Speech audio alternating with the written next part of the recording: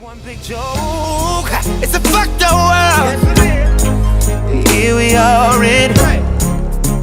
I ain't going nowhere. What's going on, everybody, and welcome back to the Reason Reborn. I believe this is episode 103. Don't hold me to that. Anyway, I'm here with a man who's very green with envy right now.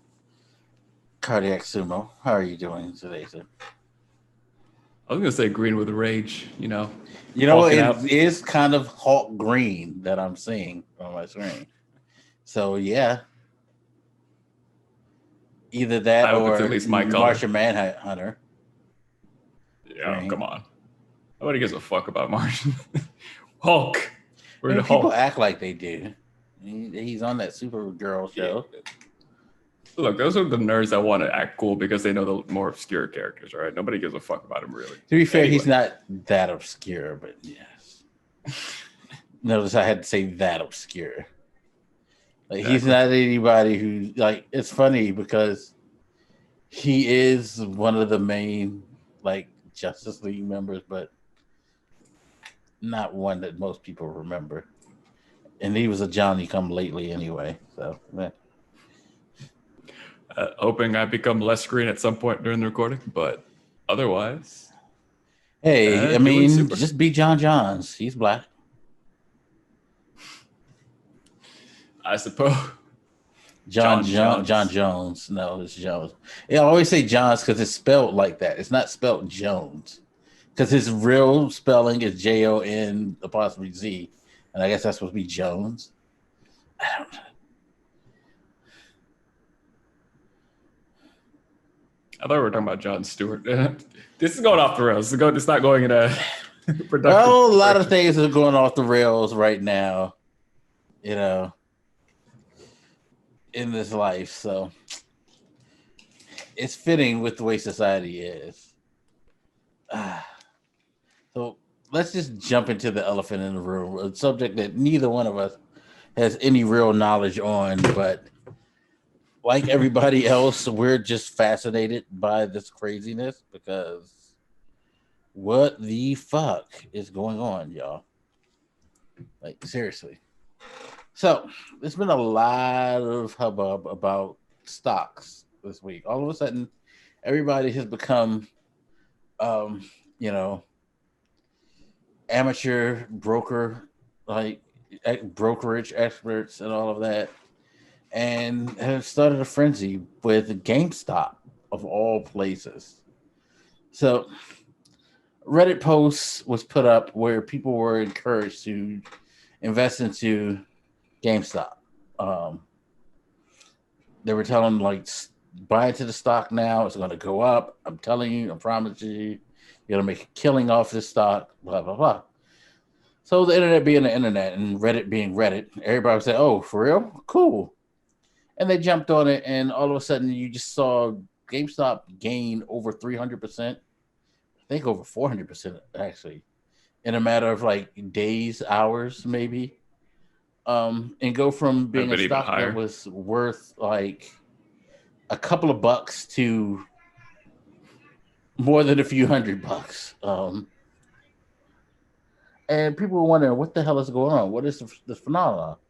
So you started to get a lot of news flying around, and all of a sudden, like, financial experts about how crazy this is, what the fuck are people doing?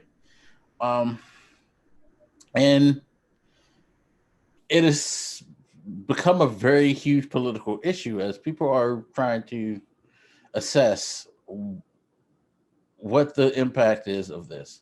As people who are buying into the stocks are basically on the side of, we're just giving Wall Street back the bullshit that it gives us, and we're basically, exposing the system for what it is. Of course, Wall Street is like, these are just people who are just fucking with rich people for no reason.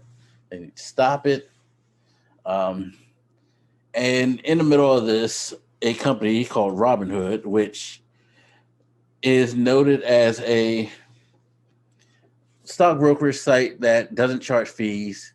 Their mantra is basically, we want the people, we serve the people.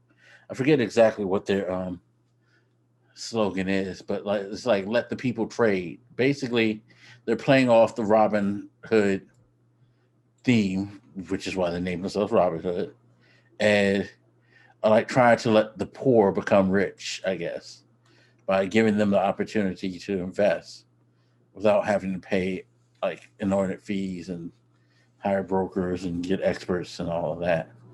Um, well, they were getting flooded because it went from GameStop to AMC. Then I've heard people talk about buy Nokia, buy Naked brand, buy all sorts of different like brands, and people are just flooding the site buying stocks. So Robinhood was like, yo, nah, we can't do this. So Robinhood suspended buying it, which caused more chaos. People screamed how they wanted to know why they couldn't get their opportunity to buy stocks and all that. Especially since Robinhood, their mantra is let the people trade, you know? They're supposed to be for the fucking people. And it's bored down to now where the White House has started monitoring. The SEC is going to launch an investigation and is going to punish any if they find any reason to Robinhood and other brokerage firms if they were using abusive activity to stop people from trading. And it's just a bunch of wild stuff because it's even spilled into the cryptocurrency thing. Have you heard about the Dogecoin thing? I've seen comments about that, but I guess I just didn't take it seriously enough to dig into it. No, you should take that seriously because that is now the next thing. So now people are hyping up Dogecoin. What is Dogecoin? Dogecoin? Do you know what Dogecoin is? I have no idea. So, Dogecoin was a cryptocurrency created a few years ago. It hasn't been that long, maybe 4 years or so, by a couple of guys who thought it'd be such a fucking hoot to come up with a cryptocurrency that's modeled and themed after the Doge meme. You've seen the Doge meme, right? Sure. Yeah. So they basically was like, we're gonna make this. It'll be funny. They're emblem being the Doge from the like meme and all of that. Like, ha ha ha. We're making it's a cryptocurrency. It's cool. Dogecoin. Yay. Now all of a sudden everybody's like buy Dogecoin. Blow Dogecoin the fuck up. Get it to at least $1 of worth. Because before this started, I think the most it had ever been worth was like 7 cents per coin. I had to look up how to pronounce. I guess it really is Dogecoin. Holy shit. It is Dogecoin. It is Dogecoin. It is not a. It's a joke. At least it was created as a joke, but it's not a joke thing. It is actually. All right. It shows you guys that I'm so out of it. I don't even know the fucking meme. Or perhaps you're just not that fucking childish. That's what I like to say. Like you're just not that fucking of a much of like a child. But yeah, so now people are like dumping money into Dogecoin because this will show them, which I don't get how that's going to show them with Dogecoin, but okay. But it's just all chaos, all fucking chaos right now. And a lot of it is stemmed from the fact that there were companies, hedge funds, and other more savvy people who are into this who were trying to do what they call shorting a stock, which me and Hardy just watched a video of a lovely older gentleman who decided to talk to us like the children that we are in every sense of the word, including using toys to get across the point of what shorting is I would like to be clear though. Hold on. I would like to say this in my defense. I've tried to watch like 3 or 4 other videos, including like a couple like I think MSNBC did one like shorting explained or whatever, or the situation explained, and I'm like, every time they just jump into using like jargon that you would only kind of know if you were already into stock trading and shit like that. Like, so they never take you to the base. I need the elementary school fucking level here. And it's funny because and y'all are jumping into high school. Right. It was funny. I actually asked people on my social media, like, yo, could y'all please like explain to me what's going on? Somebody sent me this like a long ass thread from this dude. It's like, this should explain it all. I'm like, yo, I gotta sit here and read a novel. The fuck? And then somebody else sent me this like really long thing. She's like, well, this is a good thing. And then she was at least nice enough to say, but seriously, just watch the movie The Big Short. And that's it. And that's what they're doing. This is the same thing they're doing in the movie Big Short, which I ain't got that 2 hours to like. Okay, so you didn't watch it. I have not watched The Big Short. I've heard great things about The Big Short. It has people I like in it. It's a movie that's done by what's his name? Adam McKay, who's done a lot of movies I like. It has Steve Carell in it. I'm a big Steve Carell fan. So it might be worth the watch. But the toy guy kind of like basically broke it down a little bit better. And what I was saying to you is like, it sounds like an elaborate pawn shop scheme. And what I mean by that is like, you know how if you want to get cash for something at a pawn store, you're not necessarily selling it immediately. You're kind of, they're giving you money for the right to hold your goods.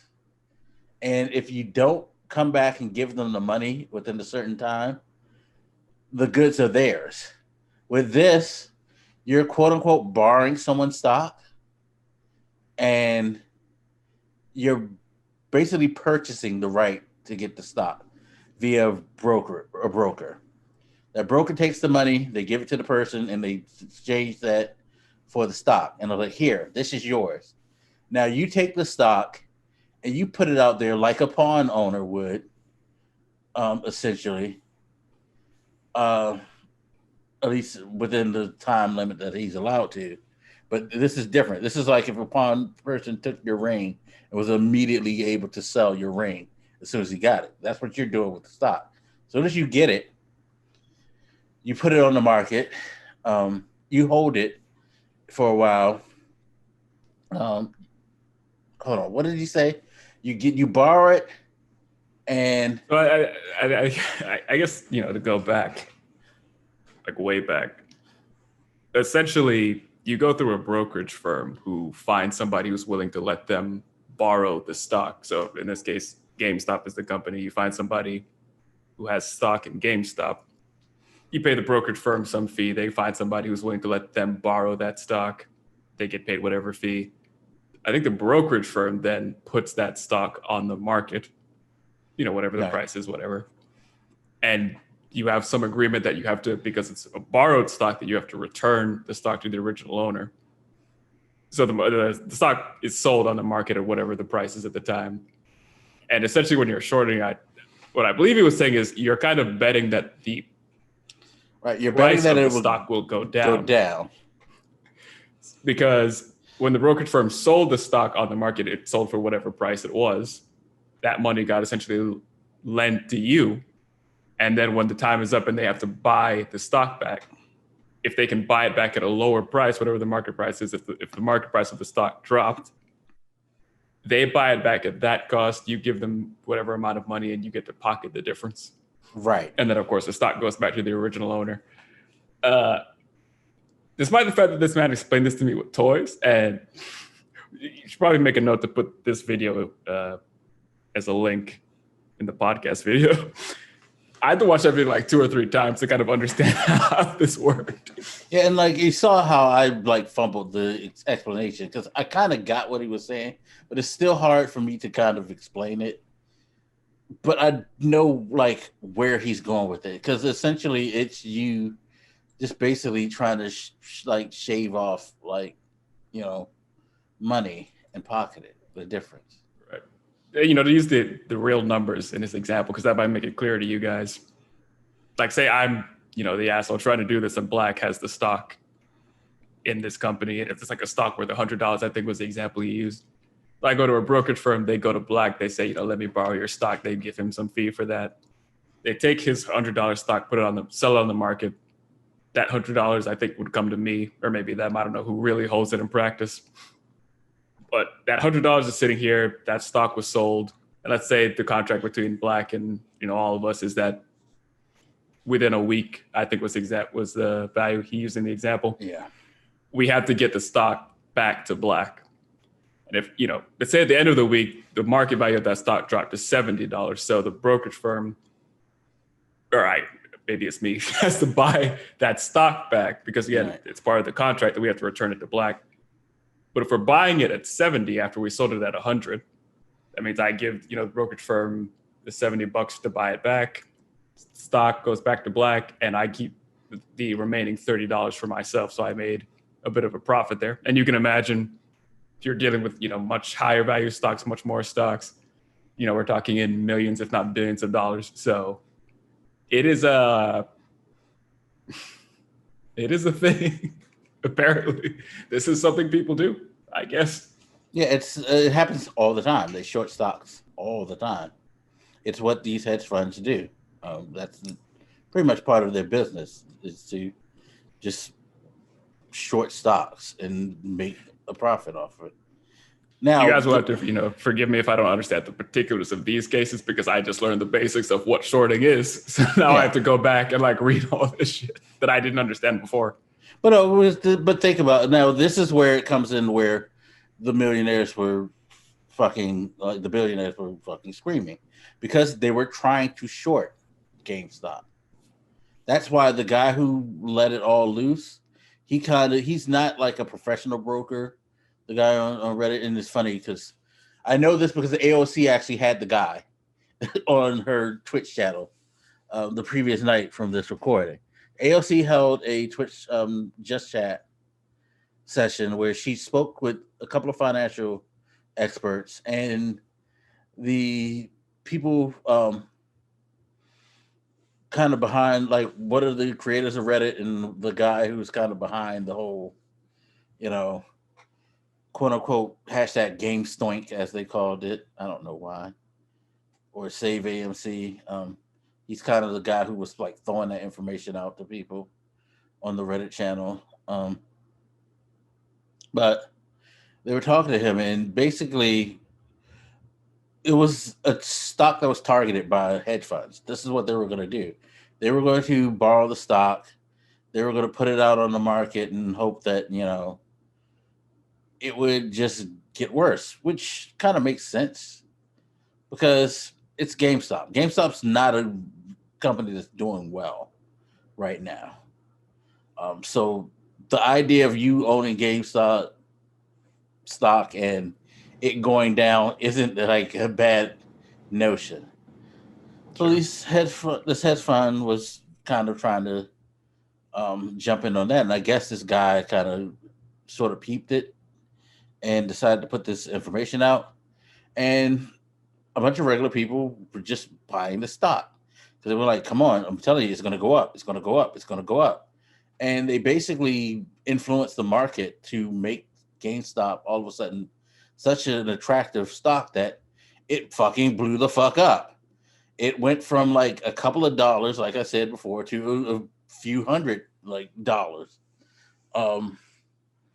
at a ridiculous amount. Now, of course, if you're this hedge fund and you're buying all these, you're borrowing all these GameStop stocks and you're doing this contract deal, well, guess what? By the time the contract's over, you got to pay out at the price that it was. And that shit got up to close to $500, I think, at one point. Right. So I guess when I was, stealing the wonderful older gentleman's example and using it with Black and I forgot to go through the counter example, which is the risk of doing this, which is, so we borrowed the stock from Black, we sell on the market for 100. If for some reason the stock's price on the market actually goes up instead of down, so let's say, we sold it for 100, I'm pocketing 100 right now. say it goes up to like 150 or something instead, we're contractually obligated to buy that stock back to give it back to Black. So I have to give, I guess, that brokerage firm not only the 100 back, but an extra 50 of my own money in order to cover that purchase to give it back to Black. So I guess when these people spike the value of that stock, they essentially force these hedge fund owners to pay a shit ton of money to cover these contracts. I believe it ended up being somewhere in the range of maybe $2 billion that they might have lost. They were estimated to lose.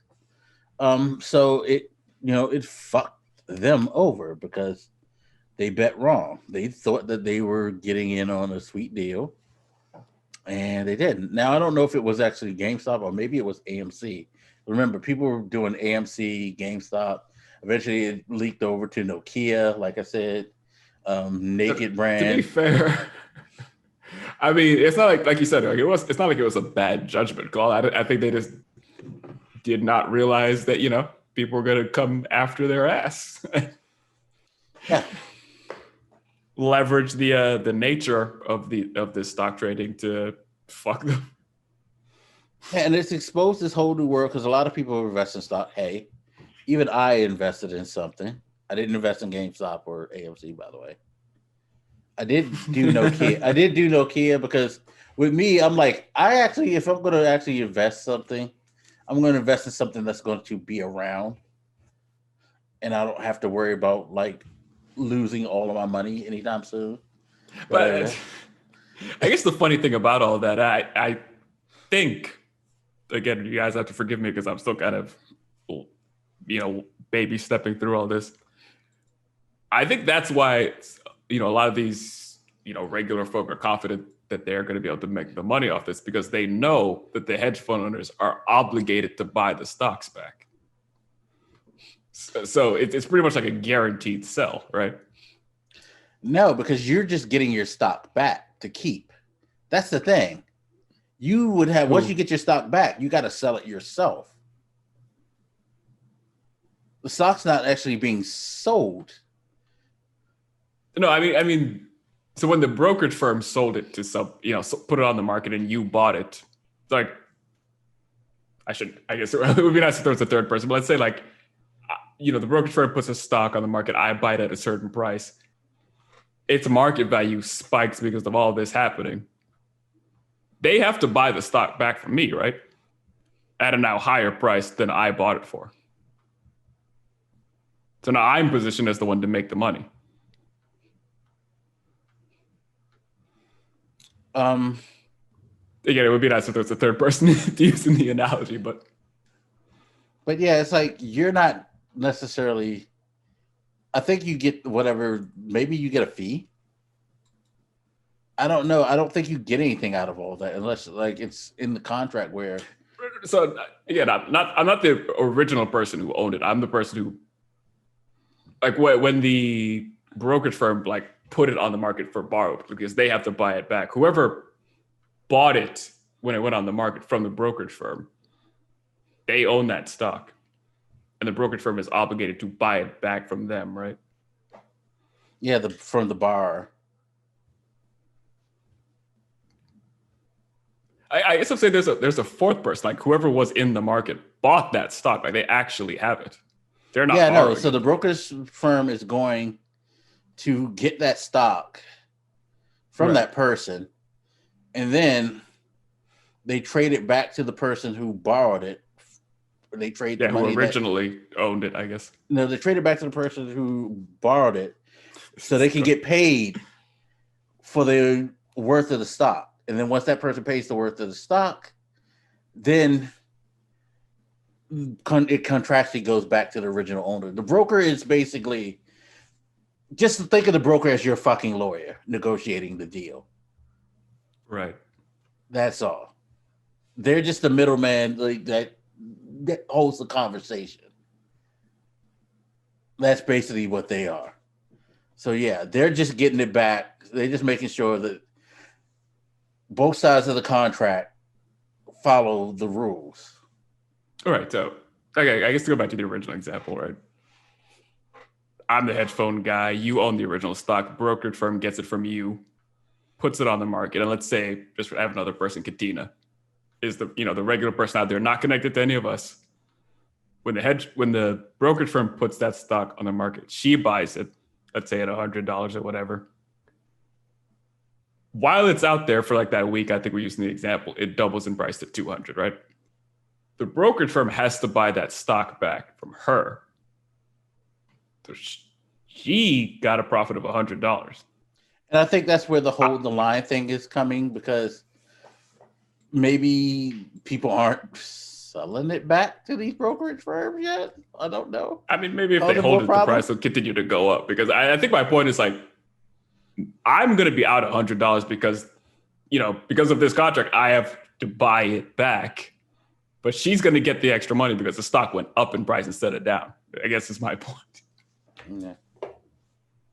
So that might be part of, I think the ultimate goal is to like fuck the rich on that, but I kind of see why some regular people might be able to make some money on that too, because it's not like, if you're kind of manipulating it so that the stock price goes up, and because myself and the brokerage firm and all that have to buy the stock back, you're kind of so you're gonna get paid off. Yeah, so that's part of it too. Which you're basically being as dirty as they are, which pretty much. You're basically giving them a taste of their own medicine. Yeah.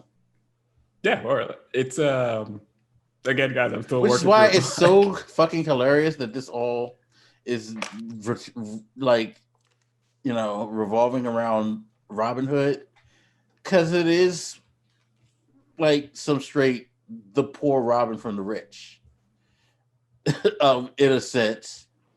But then Robinhood throws into the mix like, no, we don't want you to do that, because here's the thing with Robinhood. Part of the reason I heard why they decided to shut down was because since they don't charge brokerage fees like regular stock corporation, like how regular stocks are handled.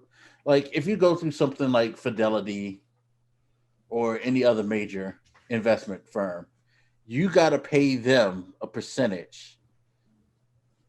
So if I wanted to buy the GameStop stock, I would have to, like, say it was at $5 at the time I wanted to buy it, and I wanted to buy 4 shares. I'd have to give them $20 plus whatever their fees are to get it, because they're not just going to go out there and do this shit for free. What Robinhood's whole thing was, they were doing it for free, but they had some type of financial obligation or backing or guaranteeing this thing. And I think that's how they were getting it cut, because when they negotiated with, like, I guess they were getting a fee for being kind of a middleman between whoever is going to go out and get this, like, stocks in the hands of the people or something.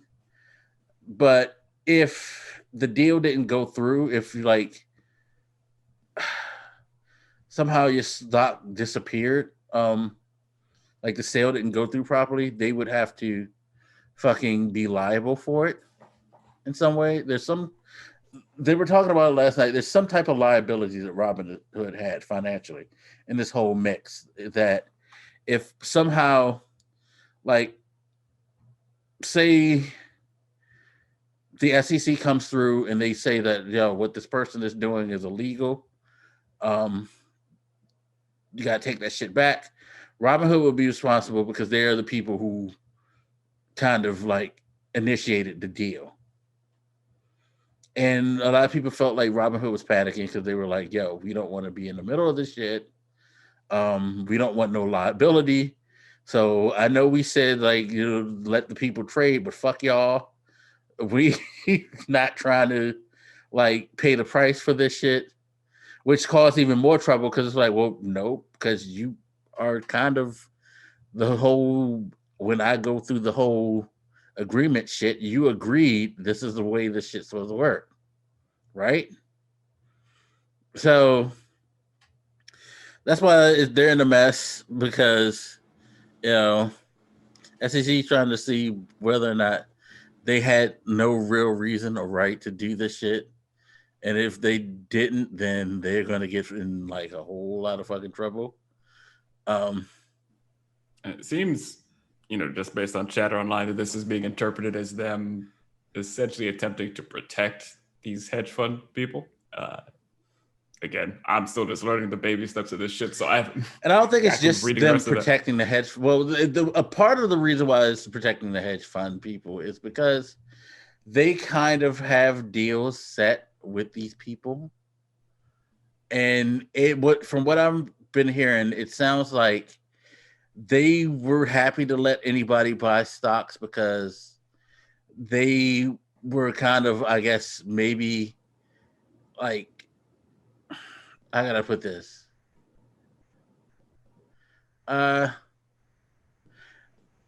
Maybe they were kind of like recruiting for the hedge funds in a way people may think.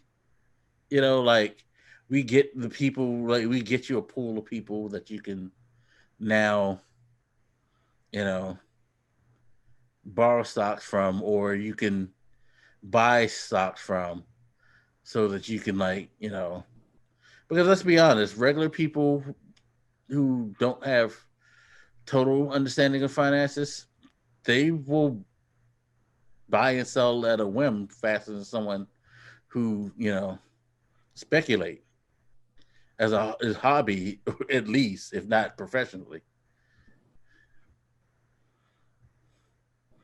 And there's been talk that they have ties to some of the hedge funds that are out there anyway. So this is where it's getting really, really interesting. Now, I mentioned to you that I had a reason why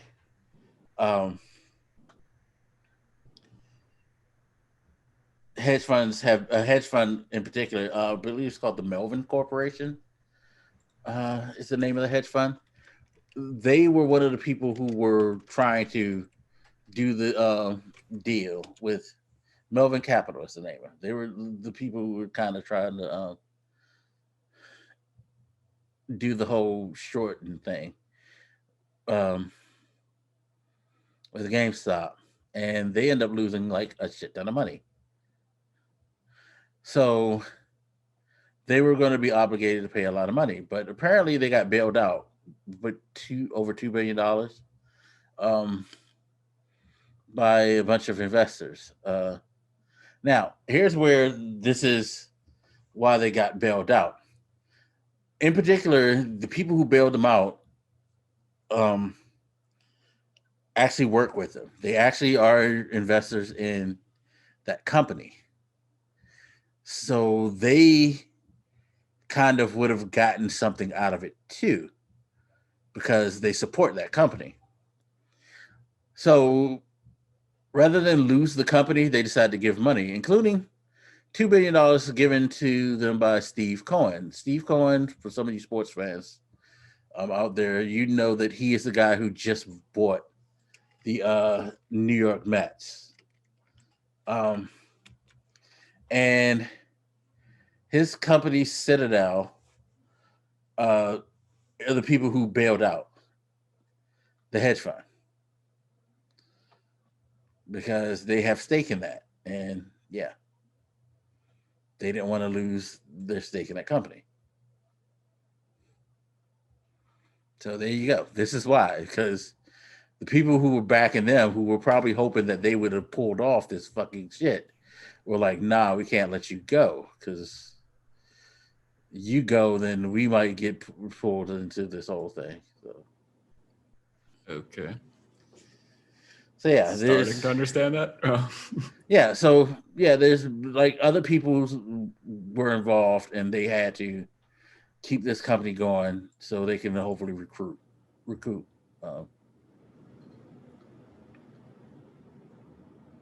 They didn't want it to be a total loss.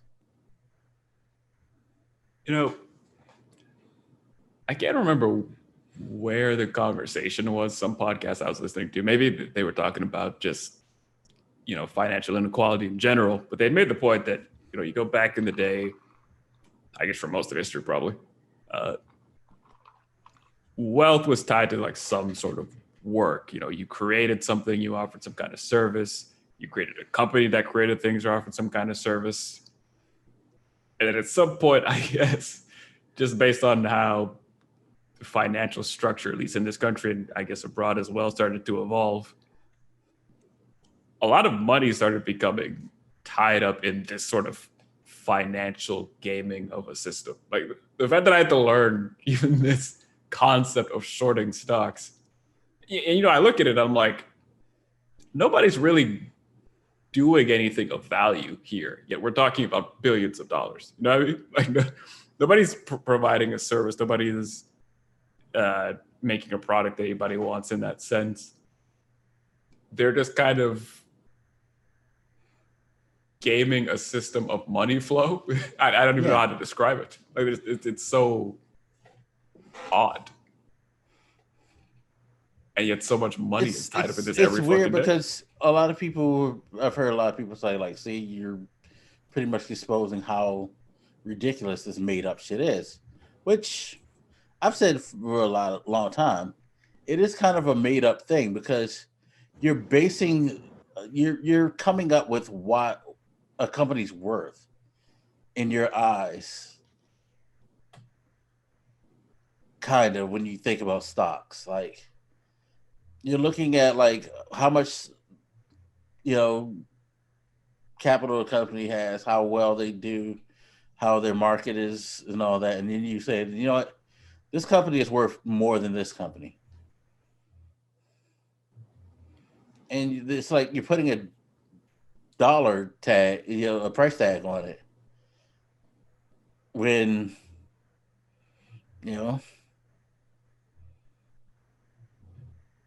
mean, it's not even just at that level, right? It's also, to normal people's level, things like credit. Like there's so much, this big financial like infrastructure around all of at least American life. That's just, I think it invites a certain level of gaming. And again, it sort of detaches, it puts a separation between money generation and actual value addition into the world. Exactly. I don't know if it's true. I saw somebody post some random thing, I think yesterday, that said like, just the idea of credit is pretty recent. Like, yeah, I want to say they said maybe the 80s or something. I would say the 80s, maybe 70s. I'd have to find 60s, the post, 70s.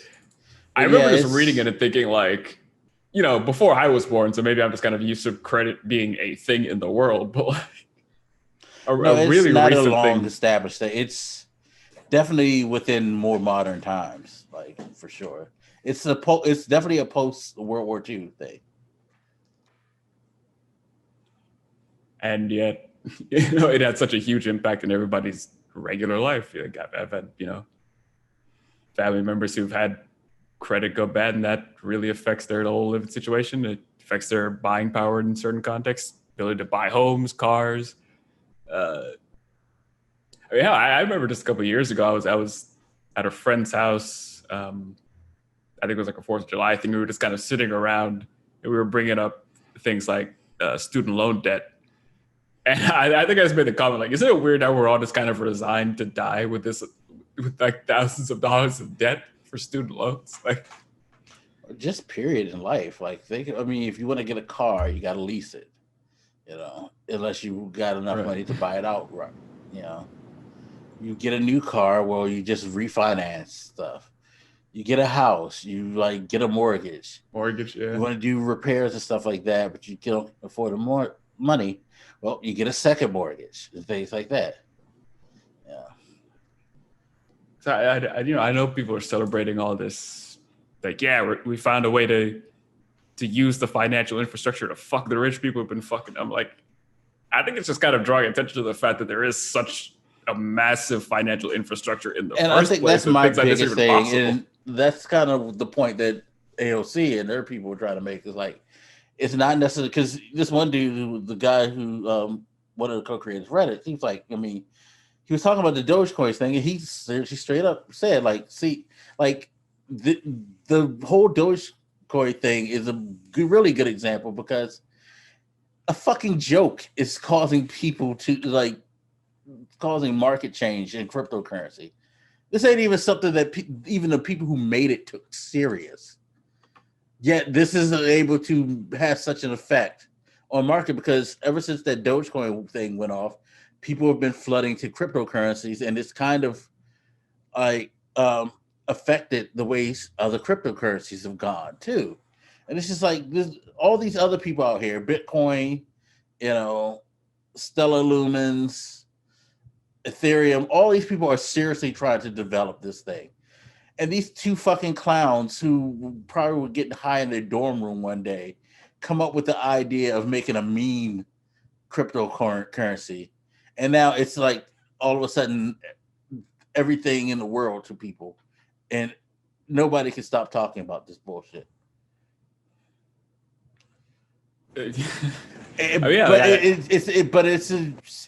important because it is truly a prime example of just how fucked up and how made up and how fundamentally kind of like irresponsible it is to have systems like these in place. Because I was talking to my best friend about the cryptocurrency one day. He was talking about like how he had Bitcoin and like, yeah, it's gonna keep going up, and he was just getting all like excited, like it's just gonna grow and grow and grow. And I was like, so let me ask you this question: what happens when the final blockchain is solved? Then what? And he was just like, well, it just is what it is, and he didn't have an answer because I'm like, eventually, this shit like. I'm assuming like it'll get to the end of the blockchains eventually. Where does this money go? This thing go? Like, what's the end game? What's the cash out plan? Like, you're like, well, you just need to sell it before it ends. And it's like, that makes no sense because who knows when the end is coming? Yeah, I can't even comment on that, to be honest. Just I don't understand Bitcoin either. Seems like I should, but I keep just being like, nah, you know what? World's probably going to end anyway, so fuck learning about that. Well, yeah, because if you think I'm about it, like, kind of annoyed that you even brought up the whole Bitcoin thing, because that's yet another fucking weird bit of financial fuckery that's going to be affecting the world even more. I'm like, oh my God. Back in my day, we just had money and I gave you the money and then you gave me some shit and we moved on with our lives. But it goes back to just like even the root of money. Like, why is money important? Like, it goes back to who was the first person who deemed gold the most precious thing in the world and like therefore created this value system around this one metal. Like, why wasn't like chalk the precious metal picked? Why wasn't it like glass? Glass glitters and like shines a lot more than gold. It's prettier. Like, I'm fine with the idea of like part of me wants to go to like some of those sci-fi things where you just call them credits and you move on. Right. Like I'm fine with the idea that. And like, I think that's what Bitcoin is kind of they're trying to develop. And Bitcoin was developed anyway, and I think that's another reason why people are jumping on the Dogecoin thing, because cryptocurrency was created in part to find an alternative to, currency backed by long-standing financial institutions that control, the flow of income. Even cryptocurrency, like, again, I'm probably gonna sound crazy because I don't know much about it, but I got the sense that there's some notion of cryptocurrency's value just kind of going up by itself somehow. I don't fucking. It's because of the blockchains, because it's constantly they're solving equations, and I guess it's determined on, I forget exactly how, but I guess it's determined on how quickly or something like that. These computers. That's why you get people who start getting into the crypto mining thing, because what they're doing is they're creating new cryptocurrency via solving blockchains.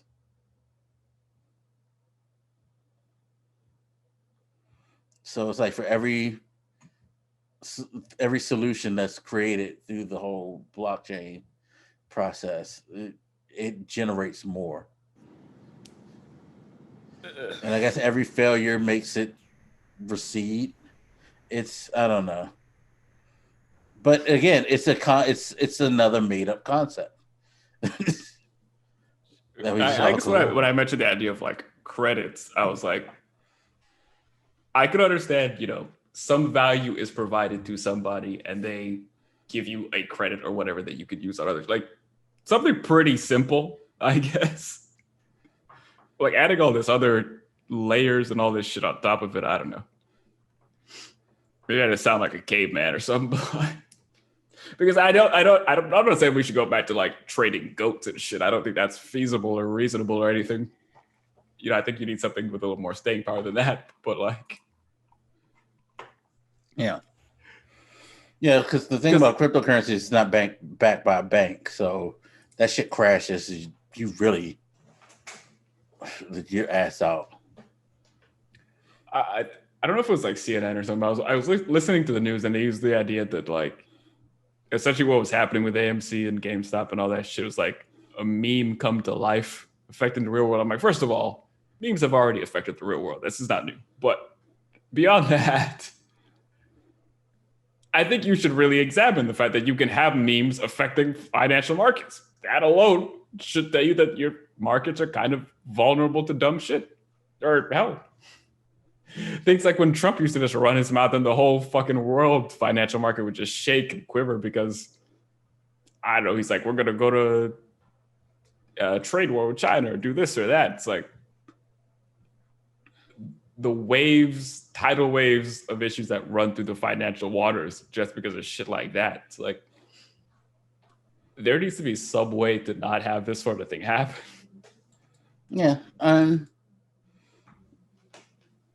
not sure what it's going to be because one, you do have to definitely figure out, okay, so why is the wealthy the only people who have true access to this?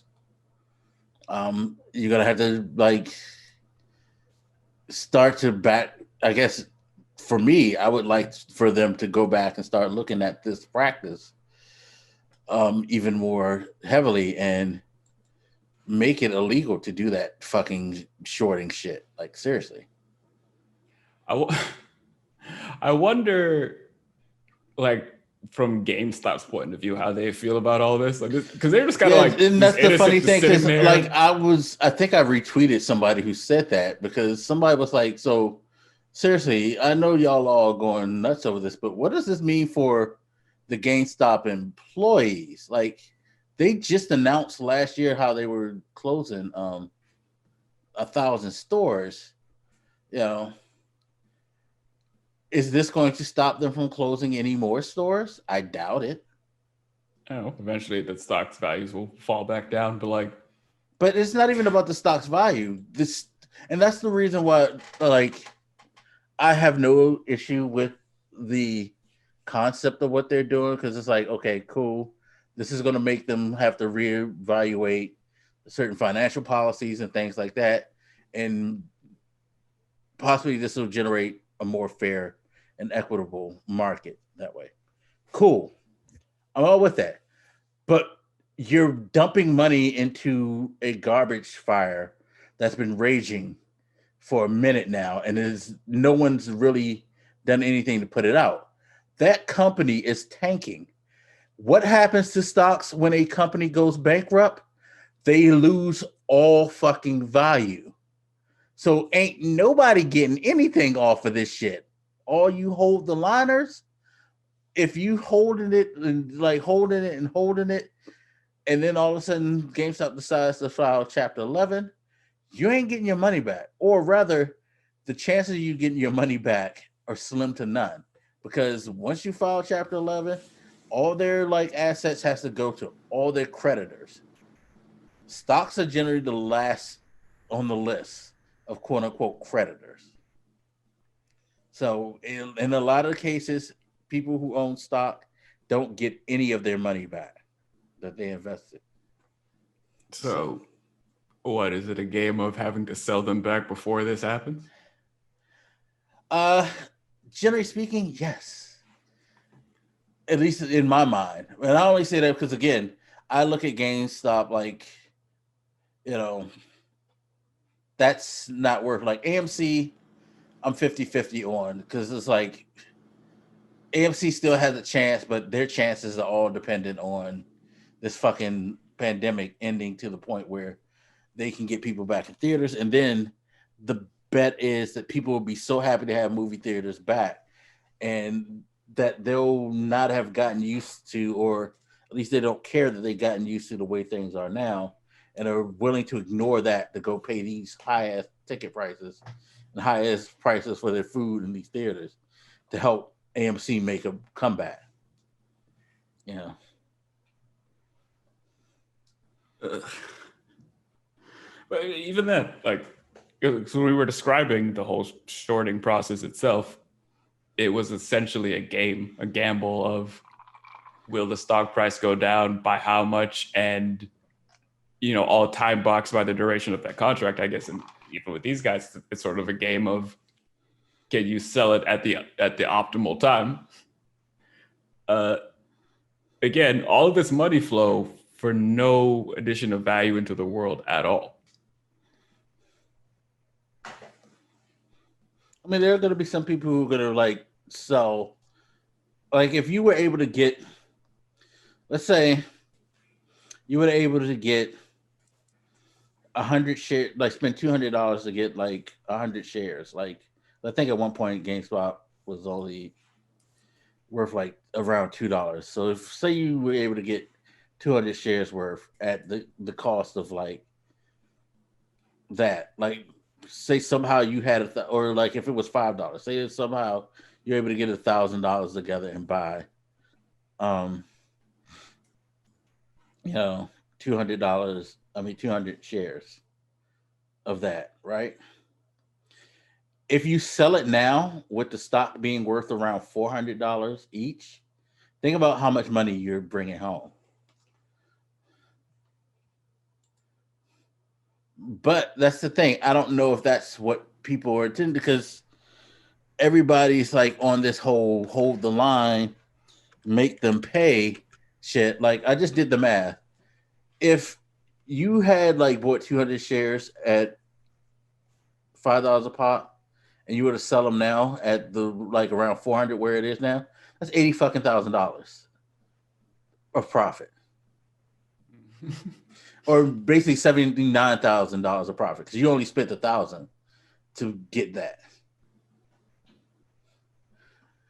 But most people aren't spending that much. And if you are, and you're not in the best financial like ways, you need to stop that hold the line shit and sell that shit. And I want to be clear, like but you don't know when to sell it because nobody. That's Yeah. the thing. Stocks are just a fucking gamble. It'll be the day. One day it's up, one day it's down.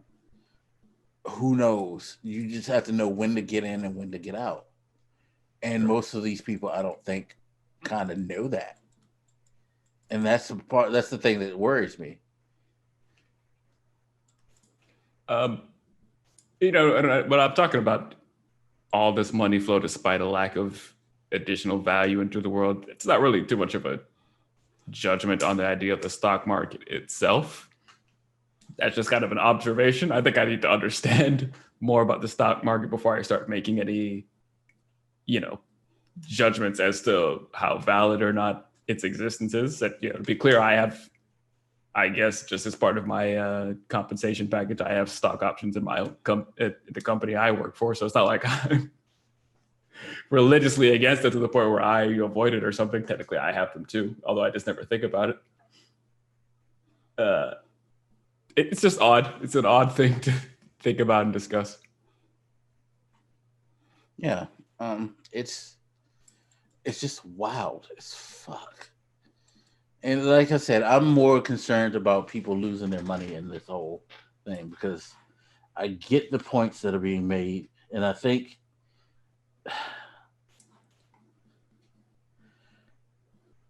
some people are going to get wild because, as my best friend said, Um, you know, somebody's going to be left holding the bag, and you always want to make sure that it's not you.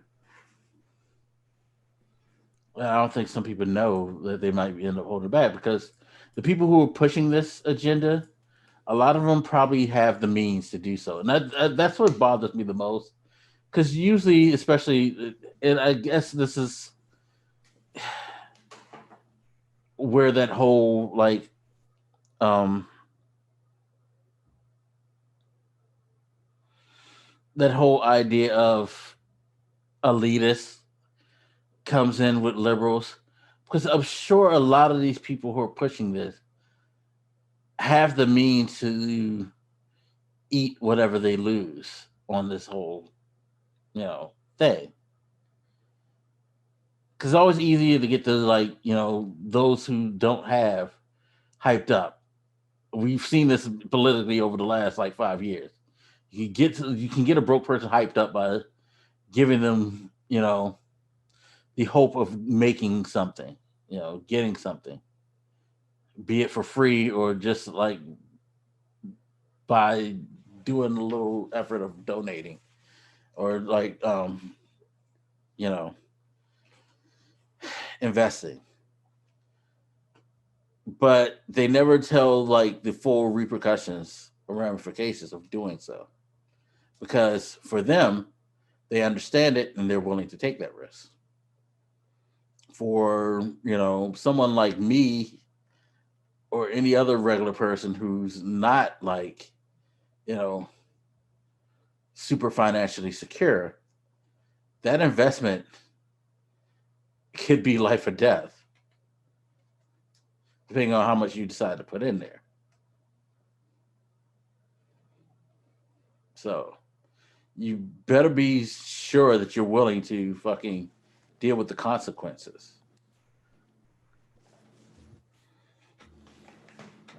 I guess we'll have to see how this shakes out. I'm wondering, because we talked about this going from GameStop to AMC.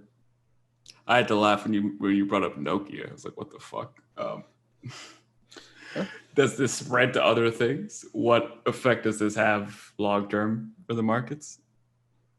Of what, Nokia? Of I guess trying to fuck over hedge fund owners and trying to combat. Well, I shorting. just think that people at some point were just throwing out stuff like Nokia and Naked Brand are two long established companies that do fairly well. Their stock's not worth a whole lot, but at the same time, they have they're pretty much stable businesses. They're not considered high risk of stocks at all, which is generally where you go after the whole shorting thing with high risk thing. I guess because it's easier to cherry pick through those. Maybe I don't know. Again, I don't do that fucking lame shit. Well, I guess I meant is it going to be this sort of cultural issue of people trying to band together to fight? I don't even know what you call them.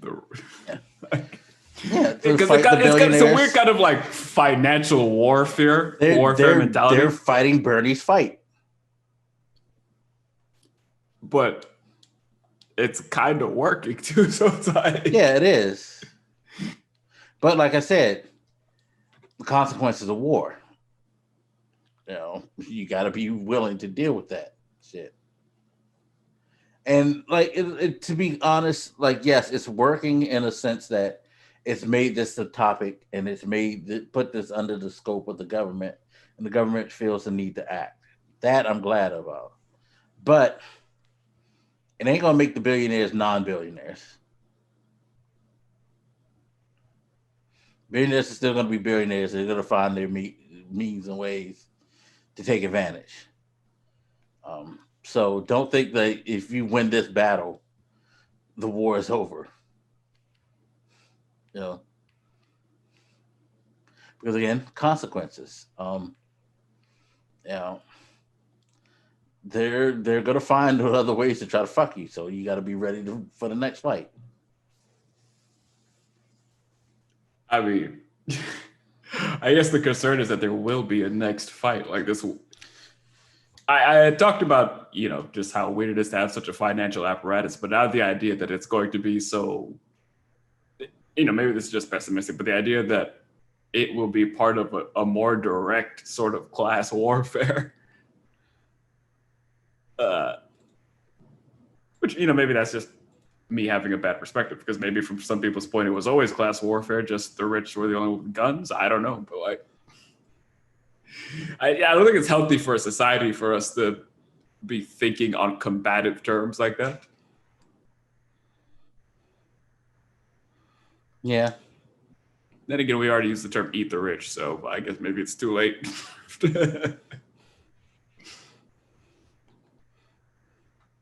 But I'm very curious though if people are willing to really fight out this fight too. Because I do think like a lot of people are just in it to sniff out an opportunity to make money, which I ain't mad at them. I mean, shit. Times are rough. But you really seriously need to understand, like, at least be open, honest with your goals, and like do what you need to do for your goals. Don't hide it under this whole hold the line like bullshit. That's the thing that bothers me the most.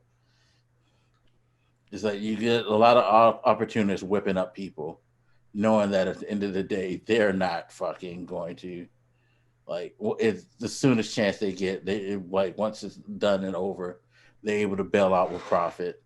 They're just gonna be like, yeah, see, the systems are corrupt. Can't fight it. Fuck these government people. Fuck those systems. And they're gonna go count their money while they like stand on that like fake moral high ground that they always do.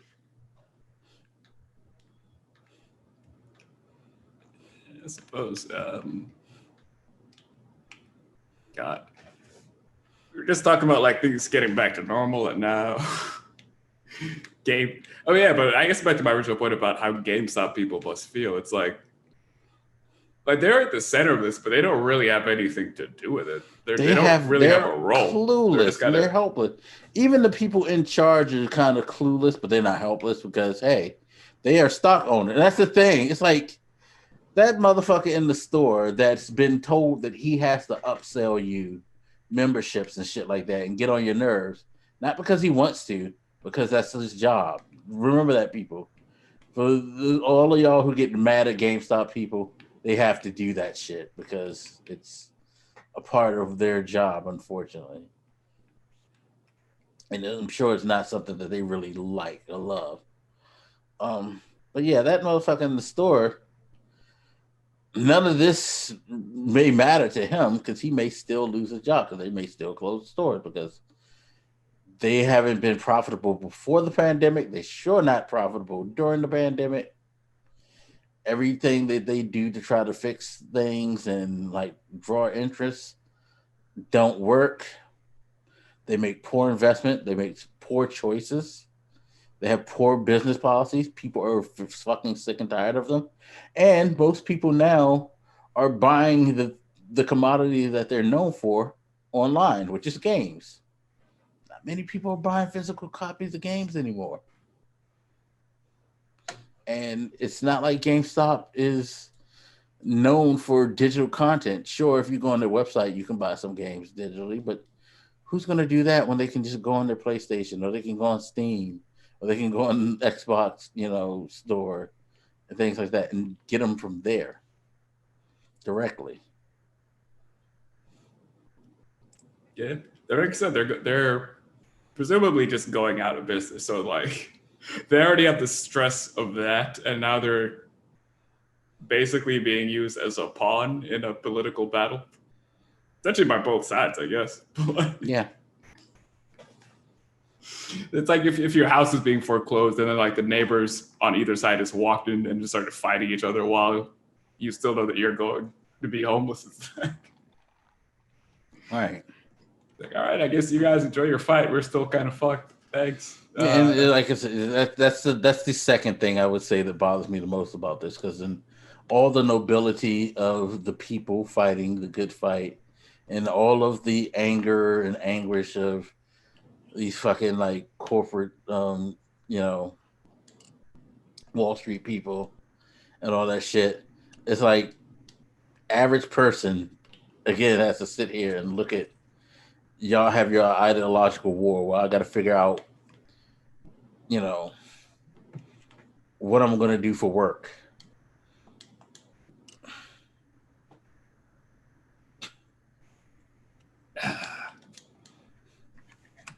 Yeah, I don't know where to touch it from there. Oh yeah. So yeah, I know the system needs to be broken and it needs to be changed. It needs to be a lot more accessible to regular people. But again, just weigh the risk and the cost, people, please, and be careful. I've had like family members, or even a friend who like works at banking. He's like, when are you gonna get in on stocks and all this shit? And I think they're always kind of disappointed that I'm just not interested because I'm like, I don't think it's a bad thing to do. That, like, I don't think it's bad or anything. It's not, maybe I'll touch it eventually, but I'm like, I just have the idea that, I do some work and then somebody give me some money for that. And then we move on with our lives. Like, I don't want to be sitting here monitoring these fucking stock values and doing all this shit. I mean, it's a good thing. Well, you have a 401k, right? Yeah. Well, then that's how you monitor your stocks. If you want to really monitor, you just look at your 401k. Like, oh, it went up, cool. Because that's basically what a 401k is anyway. It's them taking the money that they take out your paycheck and them investing in it into like the market. And the way it goes up is if whatever the investments they made, if they go up, boom, your 401k value goes up. That's all the 401k is. Fair point. It's just a like. I guess the difference is I'm not monitored. It's like just hand you this and I'll leave it to you and I'll have to think about it type of way. Right. Like I think that's more. It's kind of acceptable to be, I guess, because I'm not really that much part of the process other than the beneficiary, I guess. And yeah, I mean, even if you did decide to get into stocks, you can go the more traditional route. You don't have to do like people are doing now and do a Robinhood or whatever apps that, let you do it on your own. You can actually go to a, investment place and ask them like their advice and they can advise you.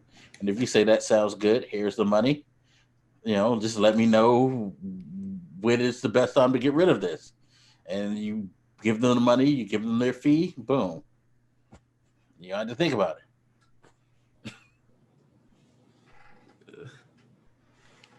But it's cool. Like I have a little bit in stuff like Bitcoin. I don't have much money, so it's like $5 here, $10 there, or whatever. And I just leave it. I just like sit it. That's one of the reasons why I wouldn't look here, because I was like, they're not going out of business anytime soon because they're still making innovations and products. I'd rather put my money into something that I know is not going away anytime soon. So if I want to sit on it for as long as I can, like I'm not trying to do, as my best friend called it, the pump and dump, which is basically what shorting stocks is. I'm not trying to, or at least shorting is a variation of the same thing. I'm not trying to buy a stock low and then once it gets to a certain amount, like just throw it away as soon as possible. I'm, let's just let it grow the way it's going to grow if it's going to grow. And if it's not, I'm not missing out on anything. But like, a purchase at McDonald's or something. Yeah, fair enough. I've had like a friend who, I guess because, I'm a software engineer, they're like, so if you don't have any like, up and coming, tech companies or something, you think I should invest? I'm like, bro, what the fuck? No, yeah. I don't know, but I'm not paying attention to that. I mean, I have minor companies I might be curious about or interested in just because of what they're going to make, but like, I'm not your financial advisor as to which tech companies are going to be the next fucking Facebook or whatever. I think that's the thing. I think most of us forget that we don't really care about that stuff. Like at the end of the day, a lot of us don't really give a fuck about that stuff. Like we're more concerned about the now. Like, what am I going to do to get the money to pay my rent or my bills? That's where I'm at. Yeah, that's where most people are at. Sure.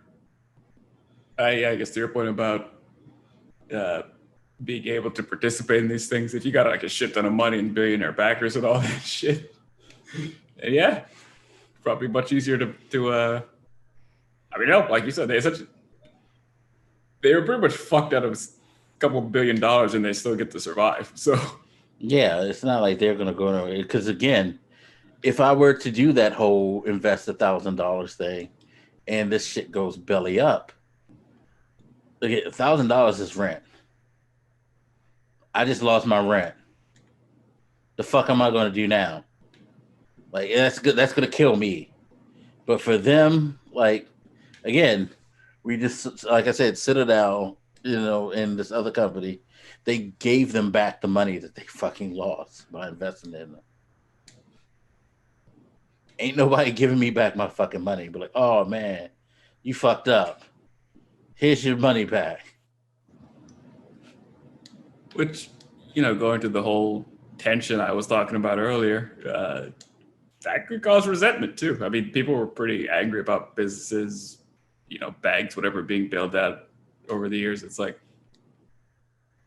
and I assume there's some valid reasons to do that. You can't just let those businesses fail. They employ a shit ton of fucking people. A big place in our economy, but it is weird that we have to do that sort of thing. I should say we in the case of those hedge funds. I guess they had whatever private backing they had. They weren't bailed out by the government, as far as I know, at least. Yeah. Where's my bailout? That line. All right, and I think that's another thing that they're gonna have to address because we fuck up, we don't get bailed out. We're looked at like, well, who the fuck you asking help for? Why didn't you make better financial decisions? And that's the whole irony of the situation is that because I've seen people post that where they're like, some of these investors will always tell people who are broke, like, well, maybe if you invested your money, you wouldn't be broke. And now it's like all of a sudden people investing money, and they're like, stop investing your money, please. Like, don't do that.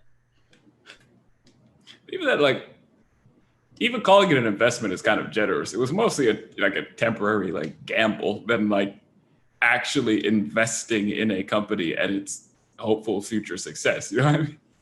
And that's what most of it is. It's like these people aren't really caring about their future success. By the way, by signing up for something, I got a free $5 of stock in Disney. So watch WandaVision, people. Get that Disney. My financial future is now tied to Disney. Damn it. I know I didn't pay for the $5, but God damn it, I need you to invest in everything Marvel and LucasArts and Pixar. For the love of God. Buy that shit. Eat that shit up.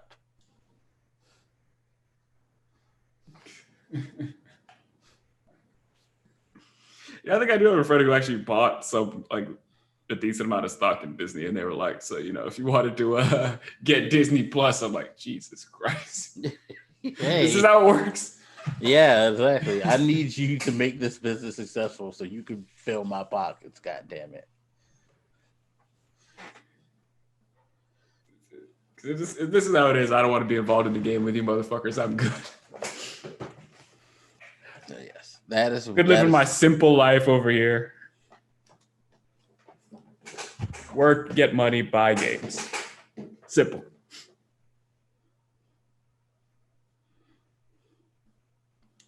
Yes, definitely. All right.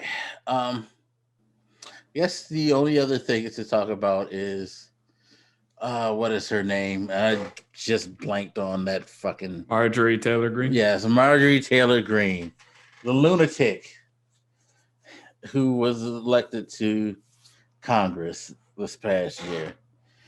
Oh man, where to start with her? Her shit is almost as confusing and mind-boggling as this whole like stock shit. It's making me realize that like I'm aware QAnon is a thing, but I've obviously dismissed them as fucking maniacs, so I'm not really paying attention to the exact things they claim to believe. What is this thing going around about a Jewish space laser? Okay, so let me see if I can reconstruct everything. So, Marjorie Taylor-Greene has been noted for saying wild, crazy things in her time in public view. Now, after her ridiculous rants, her refusal to give up her gun, her refusal to wear a mask in the Capitol, all of this in the Capitol, and follow the rules and everything, her suggestion that it was the whole thing was a conspiracy, the whole Capitol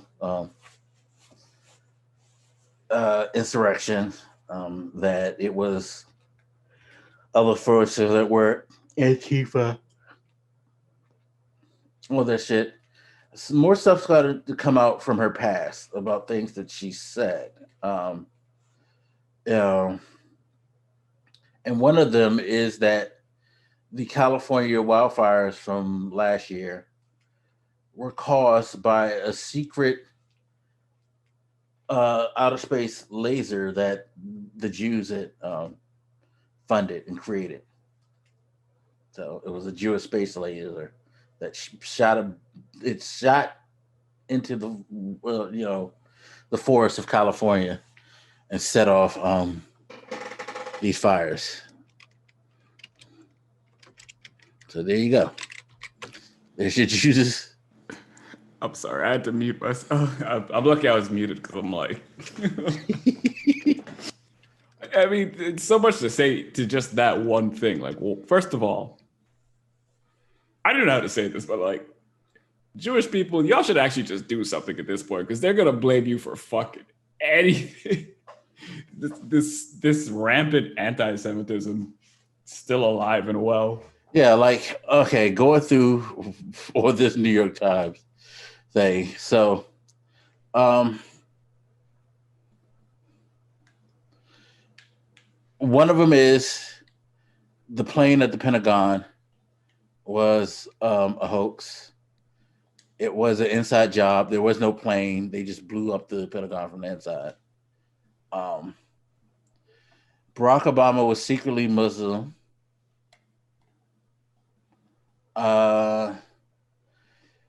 John F. Kennedy Jr., when he died in his plane crash in 1999, it was an accident.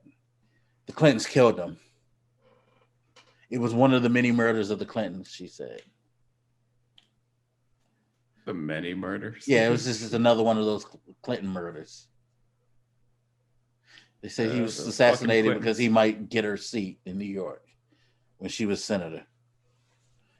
So that basically Hillary put the hit on the like potential competitor. Mind you, John F. Kennedy Jr., if he was going to run anywhere, it was going to be in Massachusetts. And we all know that because fucking Kennedy.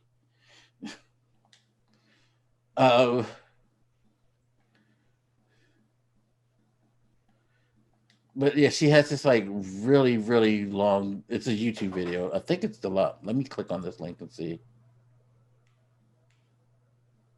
Oh yeah, it is. She still has the video up. She did a live stream where she talked about all this shit. Wow, I'm gonna send you this link. I ain't watching it now because my head hurts enough. Where Marjorie Taylor-Greene talked about it? Yeah, she went on YouTube and like talked about all these different conspiracy theories. What else? She was caught. There was a videotape that came out of her stalking and harassing David Hode, one of the young kids from Parkland who's become an activist. When he was going to the Capitol to speak a couple of years ago, she was walking behind him, screaming at him, talking about, yeah, I got my gun on you. How does that make you feel? You know this is all fake, and like y'all just made that shit up. Basically, the Parkland shit is a hoax.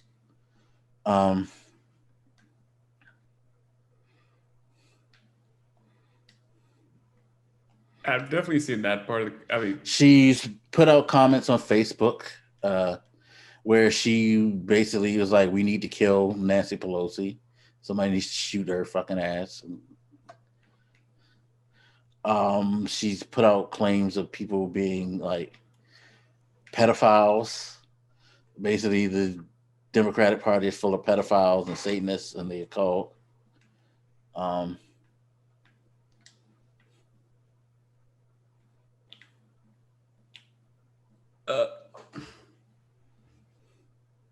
That's a lot. I was trying to figure out like where to start with all that. I mean, first with what's his name, David Hope. Because I saw the clip of her doing that, and she's like, this guy and his fucking, backers or whatever. I guess his financial backers, because he's apparently a hired actor and all this shit. I'm like, who are you to be called? Say like this guy? This dude's a kid, bro. Like, you run after this dude like he's a grown ass man with a mortgage who's pretending to be a kid. He's clearly a kid. I guess she wasn't a senator at the time. No, she was just a regular nutty normal self. Sorry, she's not in the Senate. She's in the House, right? Yeah, she's in the House. Sorry, I shouldn't have called her a senator. But I guess she was a representative at the time. But like, clear, because she was walking around with a microphone, so clearly she was doing this for somebody, and I'm sure voters must have known about this, and yet there she is, voted into office after tracing a child who was part of a deadly school shooting. Yeah. You're pretending your friends got shot up. Yeah, those kids who never came back. Right. The ones that are very much dead, that they held funerals from. All of that. Like, they're so committed to the like whole hoax that they literally let themselves be riddled with bullets to continue to like further that it's the truth. Sure. And the cultishness around guns is one thing. Yeah, you get back to the calls of violence toward, the Democrats. Because I think she said stuff about like Obama, even like all of them, pretty much, not just Pelosi. But yeah, no, he's like I said, he's a secret Muslim who has like ties to other organizations or some shit. There's just no fucking bottom with these people. Like, no decency. It just gets lower and lower, and yet she's voted in. I think I was making like this brief point to you the other day. That we can undo the gerrymandering that probably helped her get elected in. I think she's from Georgia. Trying to help these things, but there's still always that root issue of the fact that we have enough citizens in this country believing in enough stupid things to think that this lunatic should be a representative of them and have anything to do with our laws, with the legislative branch. And that is a problem that I just don't know what the fuck we're supposed to do about. All right. Other than somehow like packaging them all up and shipping them to Mars or some shit. Like, I mean, I felt the same way when I saw how many, votes Trump got. Because everybody's like, well, we won. It was decisive, blah, blah, blah. I'm like, yeah, but like, do you see how many votes he got? It should have been like, I don't know, single digits just to account for the most crazy people in the country. It was millions and millions. So it's not, we can't easily escape the fact that we have lunatics in the country by a large number, the same way we can't escape the fact that we have lunatics in Congress. Lord help me, but we did. Like, it's just sort of an untenable situation. Like, I really don't know what the actual solution to this is. Like, what we can't just say, well, education. These people aren't in school anymore; they're adults. One, expel these crazy nutballs from Congress. They shouldn't be in power, but man.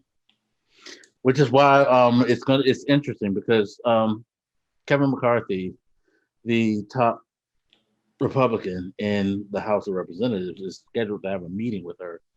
They didn't say exactly what the meeting is, but I'm assuming he's going to try to calm her ass down, which good luck, buddy. I mean, is he gonna try? Like, I think he is. That's the speculation. I think that it's a pretty good one because this is not the time for them to have her type of energy out there, especially when they're trying to push this whole agenda now with Biden doing the executive orders. Like I just saw Marco Rubio tweeted today, like, oh, like there's an effort to silence people, and the oligarchy is trying to do everything they can to change things. It's like, wait, what? You know, what oligarchy? You guys were much more of an oligarchy with basically McCarthy and McConnell dictating what happens every step of the way, which is what an oligarchy is. It's a handful of people dictating what happens instead of, the way the government was meant to be structured. But I digress.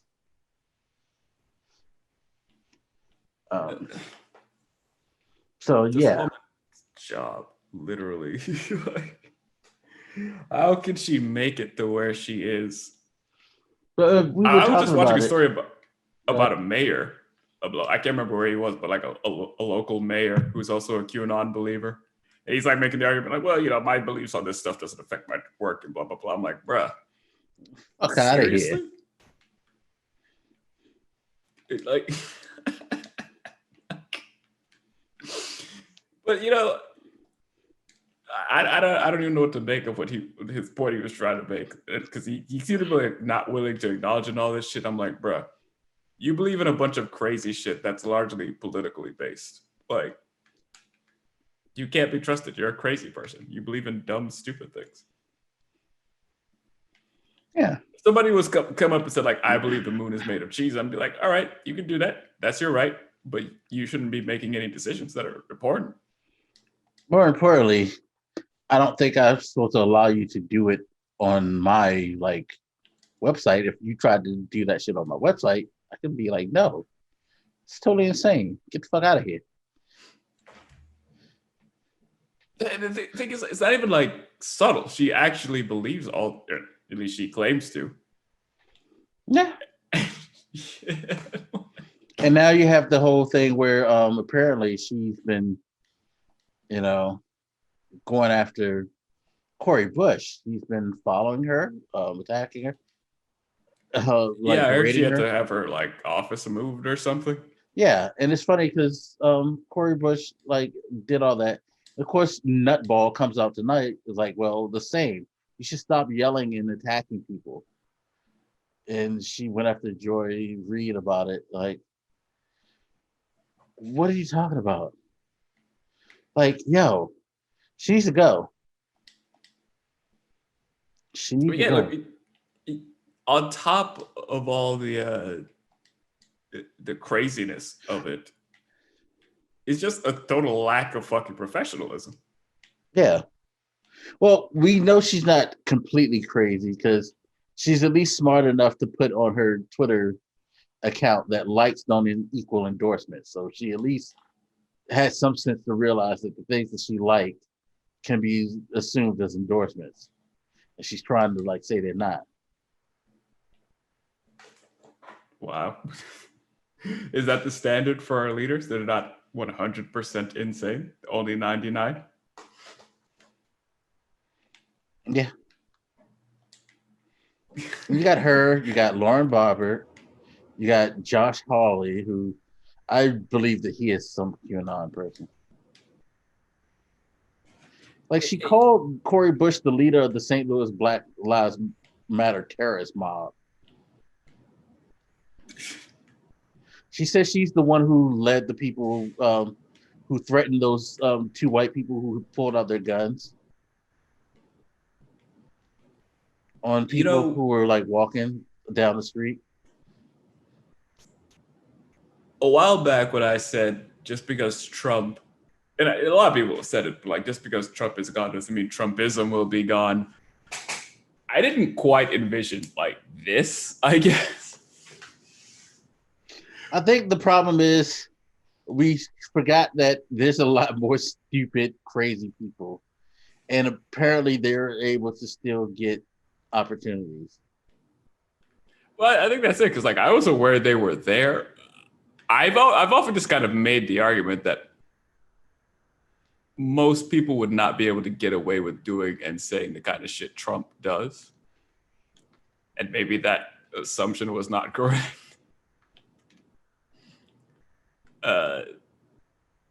Yeah, it's unsettling. And you know, to go back real quick and talk about Biden's whole unity thing, this is why that kind of thing seems naive, because like, how are you supposed to unify with people who are literally crazy? Yeah, exact. Thank you. All this we need to unify. Like, I cannot work. You can't work with somebody who's crazy. Like, she's fucking calling this lady a terrorist. She's calling her constituent like a terrorist with no fucking like no evidence. We have evidence that she might be a terrorist like more than anybody else. You can't do that. You're fucking you know. Yeah. Her colleagues are barely doing anything about it at all. You know what I mean? Like, and that's the so thing. They're not any better. And a lot of them were complicit in, you know, trying to vote to overturn the election, essentially spreading. And I don't know why people on the news keep calling it the big lie. That's the cheesy ass name. But, you know, they were complicit in a lot of that shit too. Ted Cruz and fucking Josh Hawley being two famous examples, stirring up the crowds and shit. Like, it's not like a minor difference of like how we spend money or something like that. You know what I mean? Like, these are not differences of opinion. They believe in crazy fucking things, and they behave in some cases like her just absolutely with absolute lunacy. In cases like, I think Cruz and probably Hawley. I don't know about Hawley. I think he might be a true believer too. But like, yeah, I do too. You know what he reminds me of? You watch Watchmen, right? Yeah. He reminds me of that senator on the Watchmen, who like tries to pretend he does his best to pretend, except for he can't pretend that he's a decent person. He's just all out final couple of episodes version of that senator, all day, all long. Yeah, I get what you mean. Yeah, but somebody like Cruz, so I think it's a more cynical kind of act, because he sees that there's some sort of political benefit to this. So you have the crazy people, then you have the, or even McConnell's probably a better example. Like, they have no real interest in like doing a thing. They're just willing to play games with American society to maintain and gain power. Like, where is the unity to be found in this? I mean, hell, say you're discussing something with an enemy, right? Like, an enemy at least wants something, and you could probably like find some sort of common ground. You could probably reason with them just based on their own selfish desires. Republican Party doesn't want anything other than just like seats and power and money, I guess. Like, they don't have any vision for the future to even haggle over. Yeah. What are you?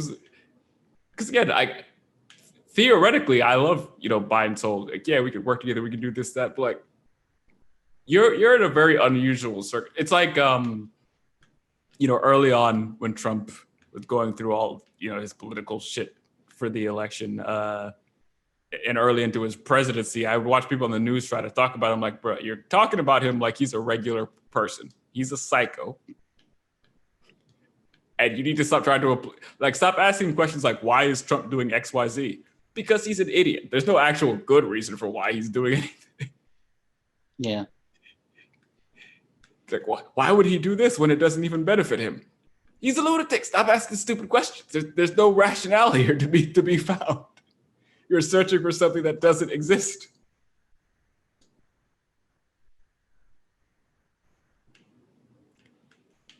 Oh my god. And the scary thing is it's so fucking many of them. Like pretty much all of them. Yeah, they're By them I mean the Republican way out Party. in the open right now. Like so say, you know, talking about removing them, I guess. It's impossible to do that in a way that doesn't just look like partisan warfare because it's so one-sided just how fucking And see, messed that's up the this thing. is. It's like they feel like they have a like moral high ground, even though they don't. When the reality is, it's them. It's like say all you want about Bernie Sanders, how you feel about Bernie Sanders. I have never heard Bernie Sanders like come up with some wackadoo thing. Like I may disagree with like whether or not certain policies should be done, but I never in my wildest dreams would ever think that Bernie Sanders is a fucking psycho nut who's out of his faculties. Like what? You want fucking free healthcare? Oh my god, you're a threat to the nation. That don't make sense. But these I mean, fuckers like her talking about like we need to like, you know, make sure that we're armed so that we could take the country back. You man are fucking crazy. Like not being sure whether Bernie's ideas are financially sound. Yeah. Is a much different thing than like Whether or having to not discuss you whether are Jewish space lasers. Right. It's totally different levels of discussions being had here. Like, no. What even is the Republican agenda? It's all lost. They don't really at this point. They're treading water. Like, and they're not learning. Like, no, they're not. They're not trying to change. They just keep getting deeper and deeper into the fucking madness.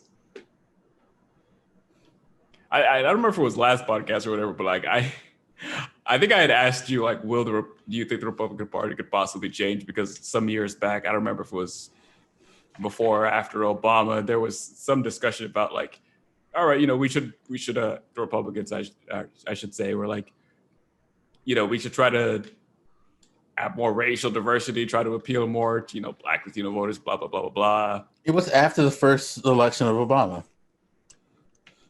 And then, of course, none of that fucking happened. So no, what happened? Tea Party. They were like, fuck all that. We just going to double down on the insanity. And like Obama wins again. They get to 2016 and they're like, okay, we're going to try to do this. And once they saw like Trump was in the little, you know what? We're going to double down even further on this Saturday. It's like they keep fucking doubled. Even now, Biden won, but what has happened in the run up, the lead up?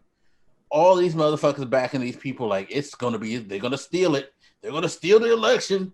There's no way they could possibly win. There's no way people will vote for them.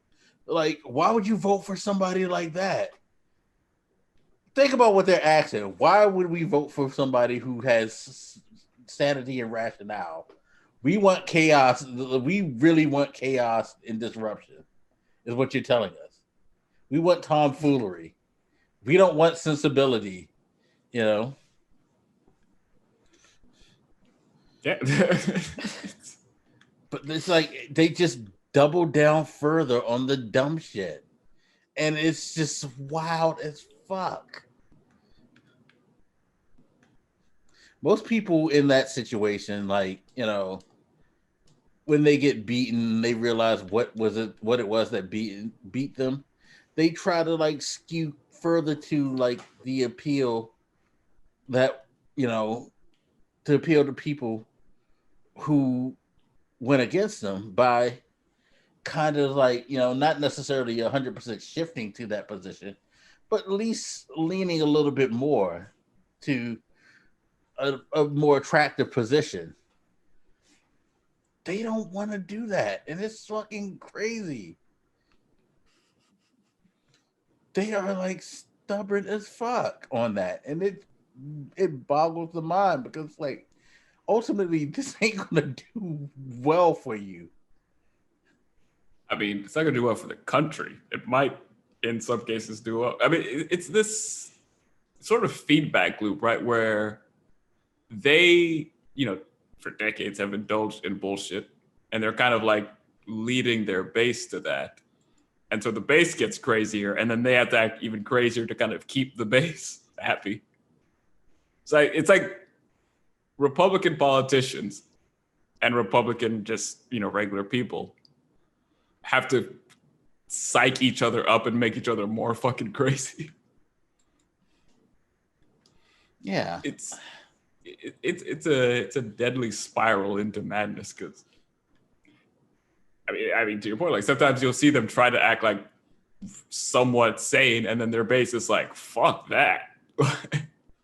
I don't know if this is true, but I heard somebody make the point about like Fox. Like the second they, at some point late in Trump's presidency, they started to act like slightly better, and then you have everybody going to like OAN. It's like, what the fuck?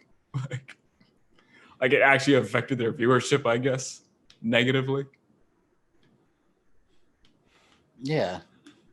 Like Fox has been losing people because they decided to, ever since they called Arizona for Biden, people have been like, fuck you. You're not with the agenda no more. Fuck you. You actually said that Biden was president.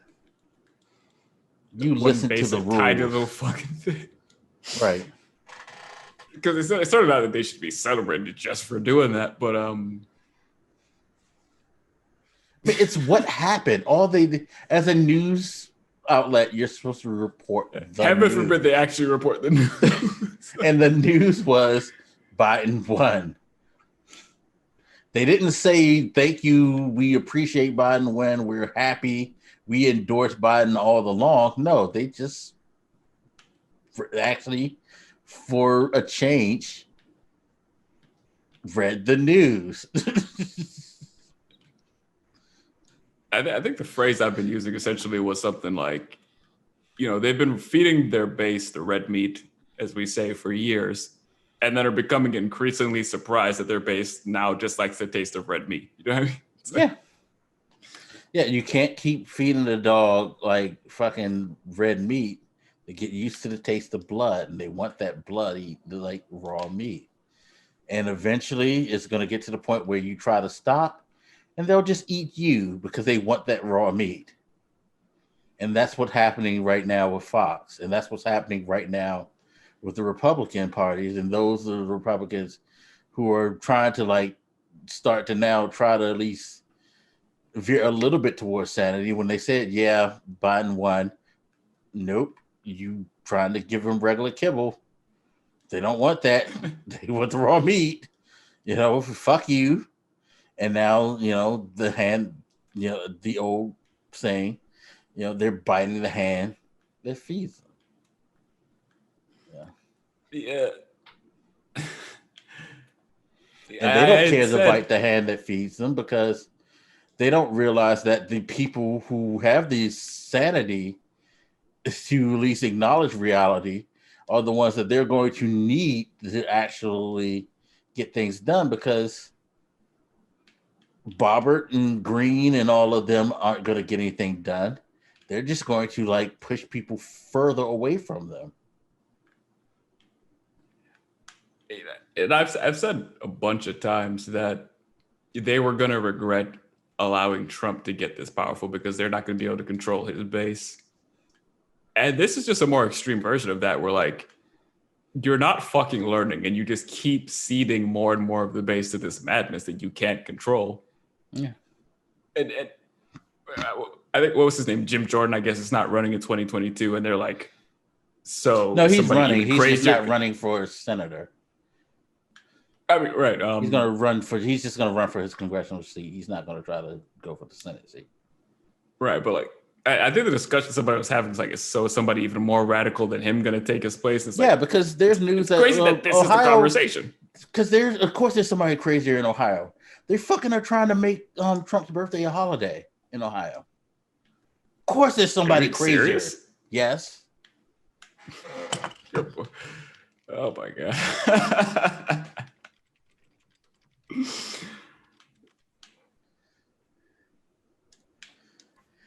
It'll be send you the article now. Here you go. I know we're going a bit long, but please explain this aspect to me. This worship of Trump. He's fucking God. And yet they can't stop sucking his dick. Like, the worst person, like the stupidest man. Yo, forgive me for using this term. I know we're not supposed to use this term, but how the fuck did the retarded like kid become the like champion? he's like their Jesus or something. Like, he is. And for like, you know, during the past when he was president and all that shit, I could kind of get them just making the cynical move, like, well, people love Trump or whatever, but like no, surely it's not worth it anymore. And yet they still, like Cruz, who had his wife called ugly and his father called a murderer by the guy, is still sucking this guy's dick. Yo, it's like make it make sense. I don't understand it. Like, why is it all about him? Of all people. I know I don't know if he talked about it last podcast, but I guess he's opening up that office of the former president or whatever in Florida. Yeah, he's making a business out of being a former president. Yo, this guy needs to go. I swear to fucking God. Like, he's basically now running a profit racket. And they're down with it. Like,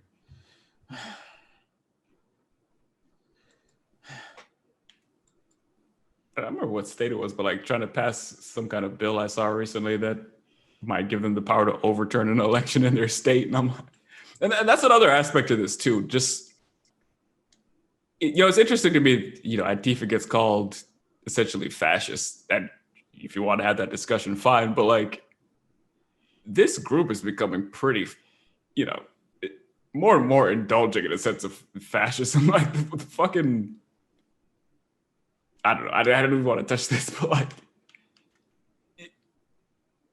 they already have this huge issue of trying to suppress voter rights. And they're being called out on it, and they just keep trying to do it more.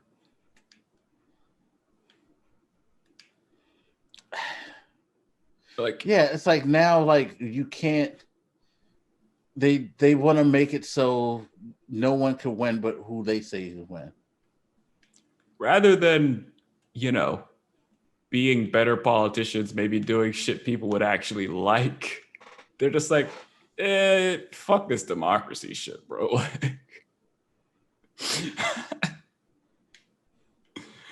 we don't need to change our stance. We just need to, you know, keep the stupid people from voting who don't know that we're right. Right. Or if they do vote and they win, we need to make it so we could be like, you're stupid, so you don't win. Because we say so. Because that's how democracy works. Because we don't, quote unquote, want to live in a socialist country like Russia. We just want to behave like Russia and live in a socialist country like Russia. Like all the bad part, like we hate all the good parts of socialism, but we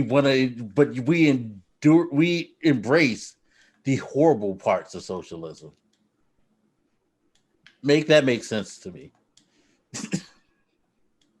Yeah. So I guess, you know, fuck. I was gonna ask one more question, but it just like jumped out of my head. All right.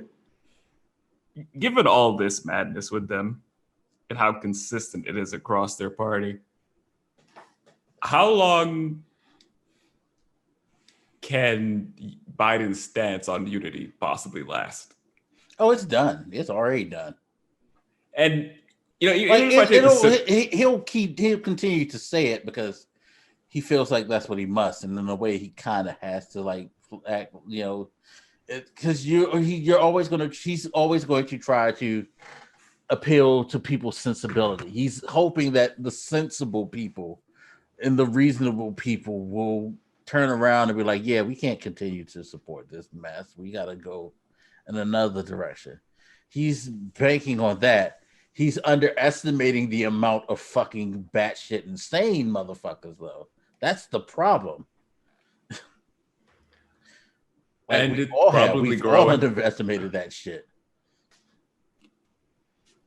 I'm hoping, I guess, that some of his, some of that is just to sort of maybe unify the rest of the country, which seems less likely. But I'm hoping that also just gives him some cover. So, like, when they ultimately have to just use their democratic power to, overrule these motherfucking lunatics, they don't look like they're just abusing power or, not being fair or something. Because they're like, hey, we kept trying to work with you and you kept being, what do you want? Every single day we said, let's work together, and you didn't fucking do it. So maybe it gives them some sort of political cover, especially since now they're trying to give him shit about executive orders. And I'm like, some of the stuff he's overturning were Trump's executive orders. Right. He's just and y'all had no problem with that.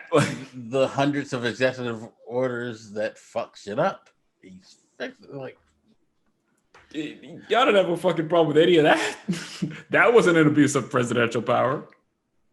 He's using the same exact ability to undo what your president did. Executive orders aren't even an abuse for either one. Like, if you think about it, like, yeah, we get it. Trump is using it in a way to like settle, like, debts and revenge shit like that. Yeah, that's abuse. That's immoral.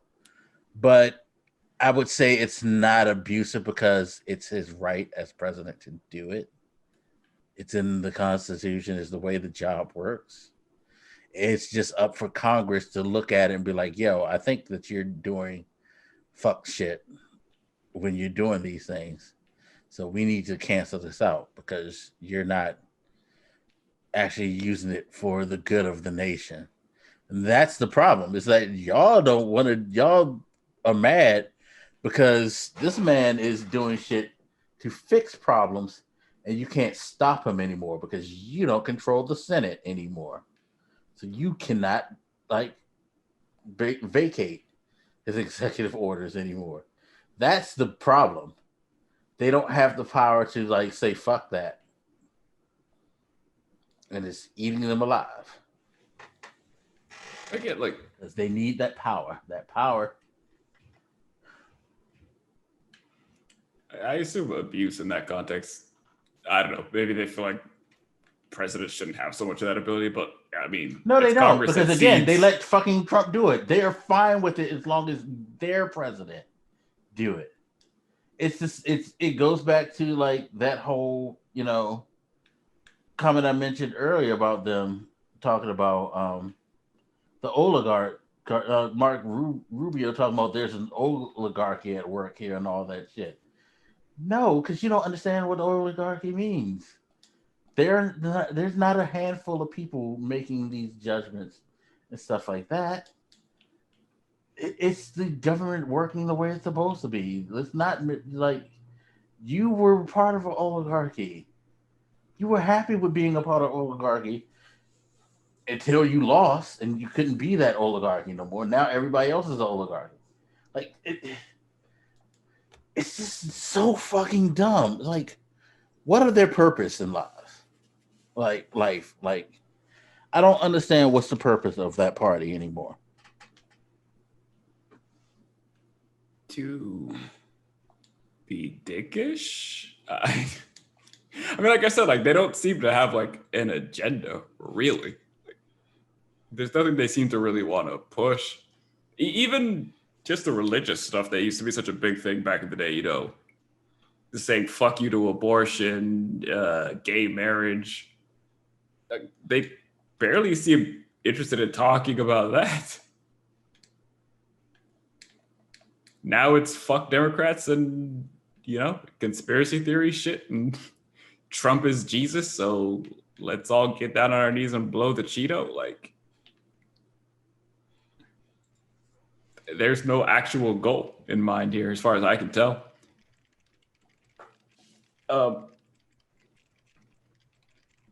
Yeah, I don't know what to make of it.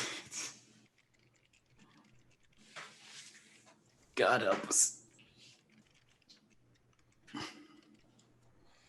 Yeah. By the way, you should check out my last tweet. It's just like another like case of how much things have changed. I'm dead. You know,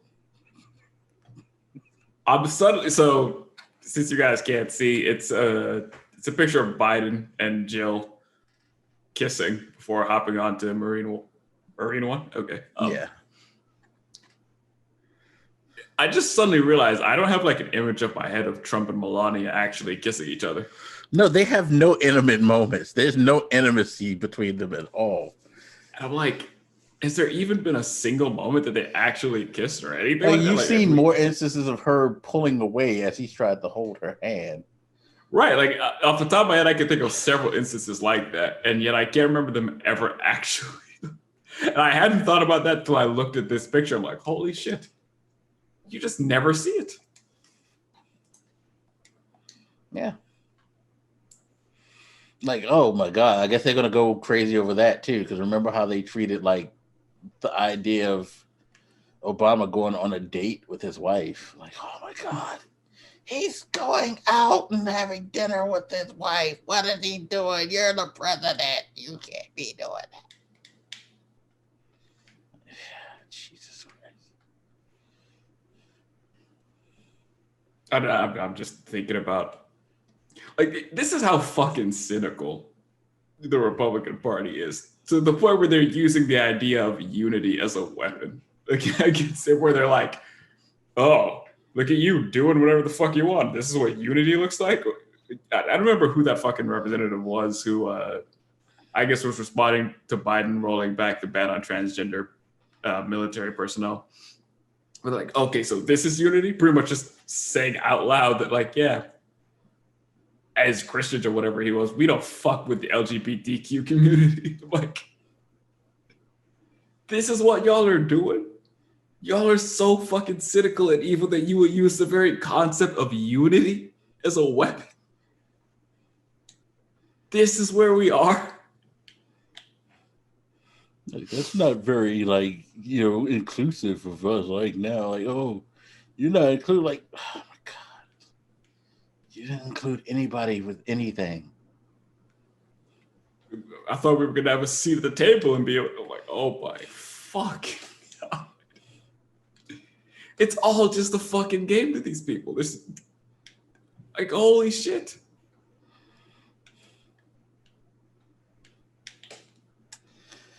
I don't know, man. I don't know. I don't know. Maybe we have to do like I said to you the other day and use the Marge Simpson's grandmother's, way of taking care of things. Somebody, I was listening to something yesterday. Somebody was like, you couldn't get them to agree that mothers are good and that ice cream is tasty and cold. And I'm like, yeah, pretty much. I think it was Maddow, but I can't remember. It probably was her. It sounds like a Maddow type of thing. But she's not wrong. Like, if Biden said mothers are good and candy or ice cream is tasty, they disagree. Like, you could see them disagreeing with that statement. Like, no, popsicles are better. Okay, all right, people. Popsicles are tasty too, but you didn't say it, so you got a thing against popsicles? Oh, okay, all right. Jesus, they're fucking children. Like, they're just fucking children.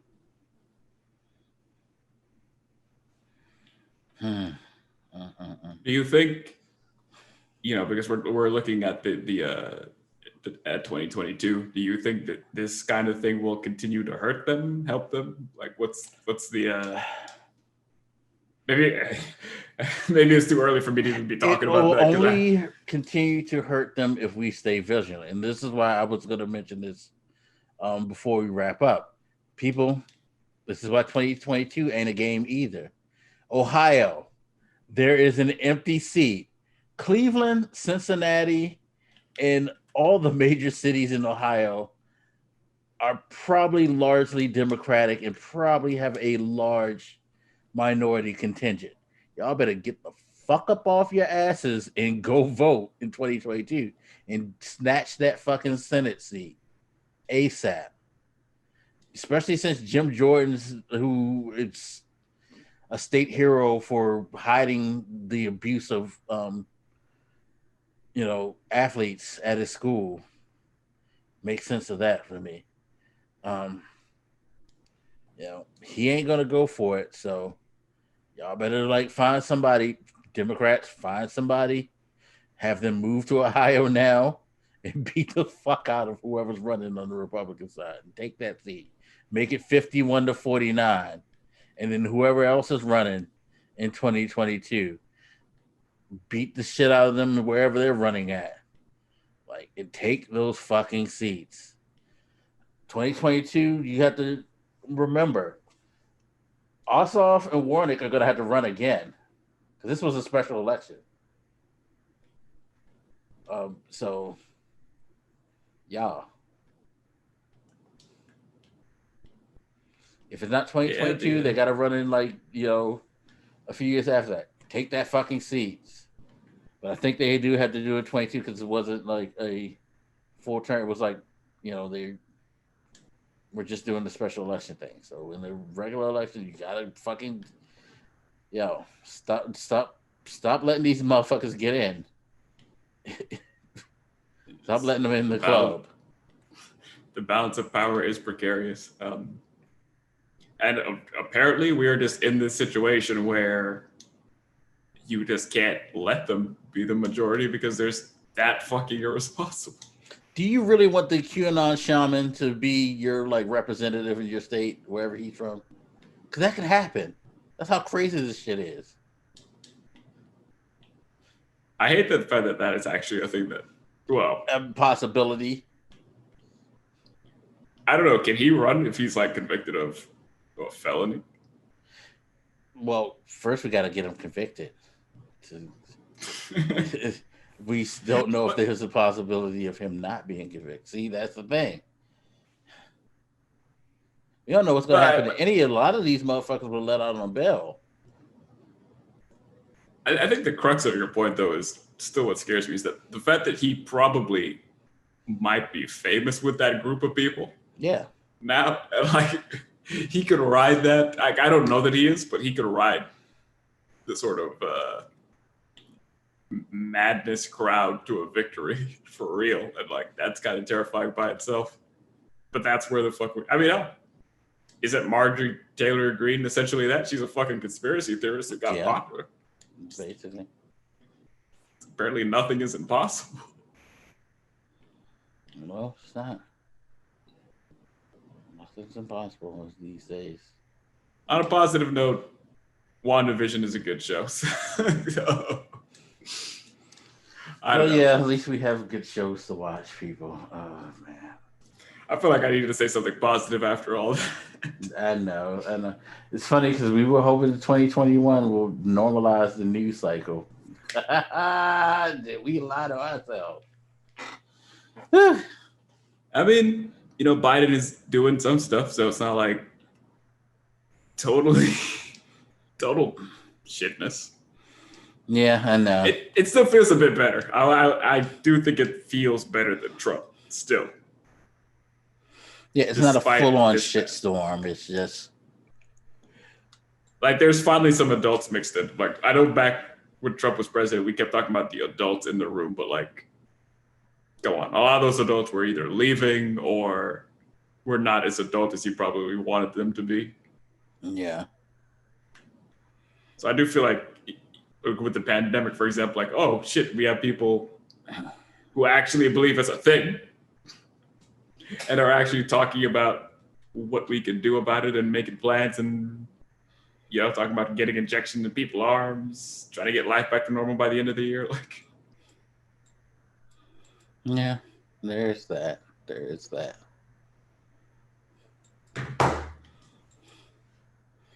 So I'm still somewhat positive, but good for you. Yeah. Make sure they keep their majority, I guess, in the Senate. I guess they don't have it in the House, but yeah, we have both. I thought it was 50-50, right? No, it's 50-50 in the Senate, but it's majority because of the vice president. Right, she's the tiebreaker.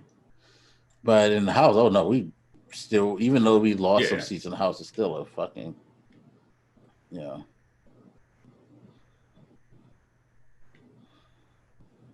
I mixed them up, but like I said, it's precarious, so make sure they keep it. But I mean, we're I don't know if there's any like poll numbers, but maybe something is getting pulled back from the brink of madness here. I don't fucking know. Yeah. I don't know. Just keep vigilant, people.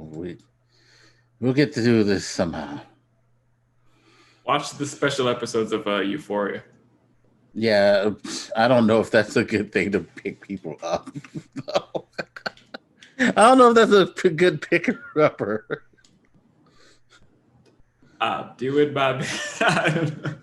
It'll distract you at least from the real life problems. At least that's for damn sure. Jeez. Oh, there you go. It's something. Fuck. Just watch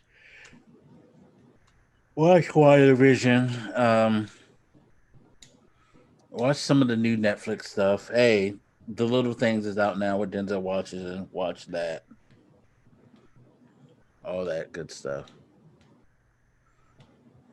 All right, ladies and gentlemen, we're out of here.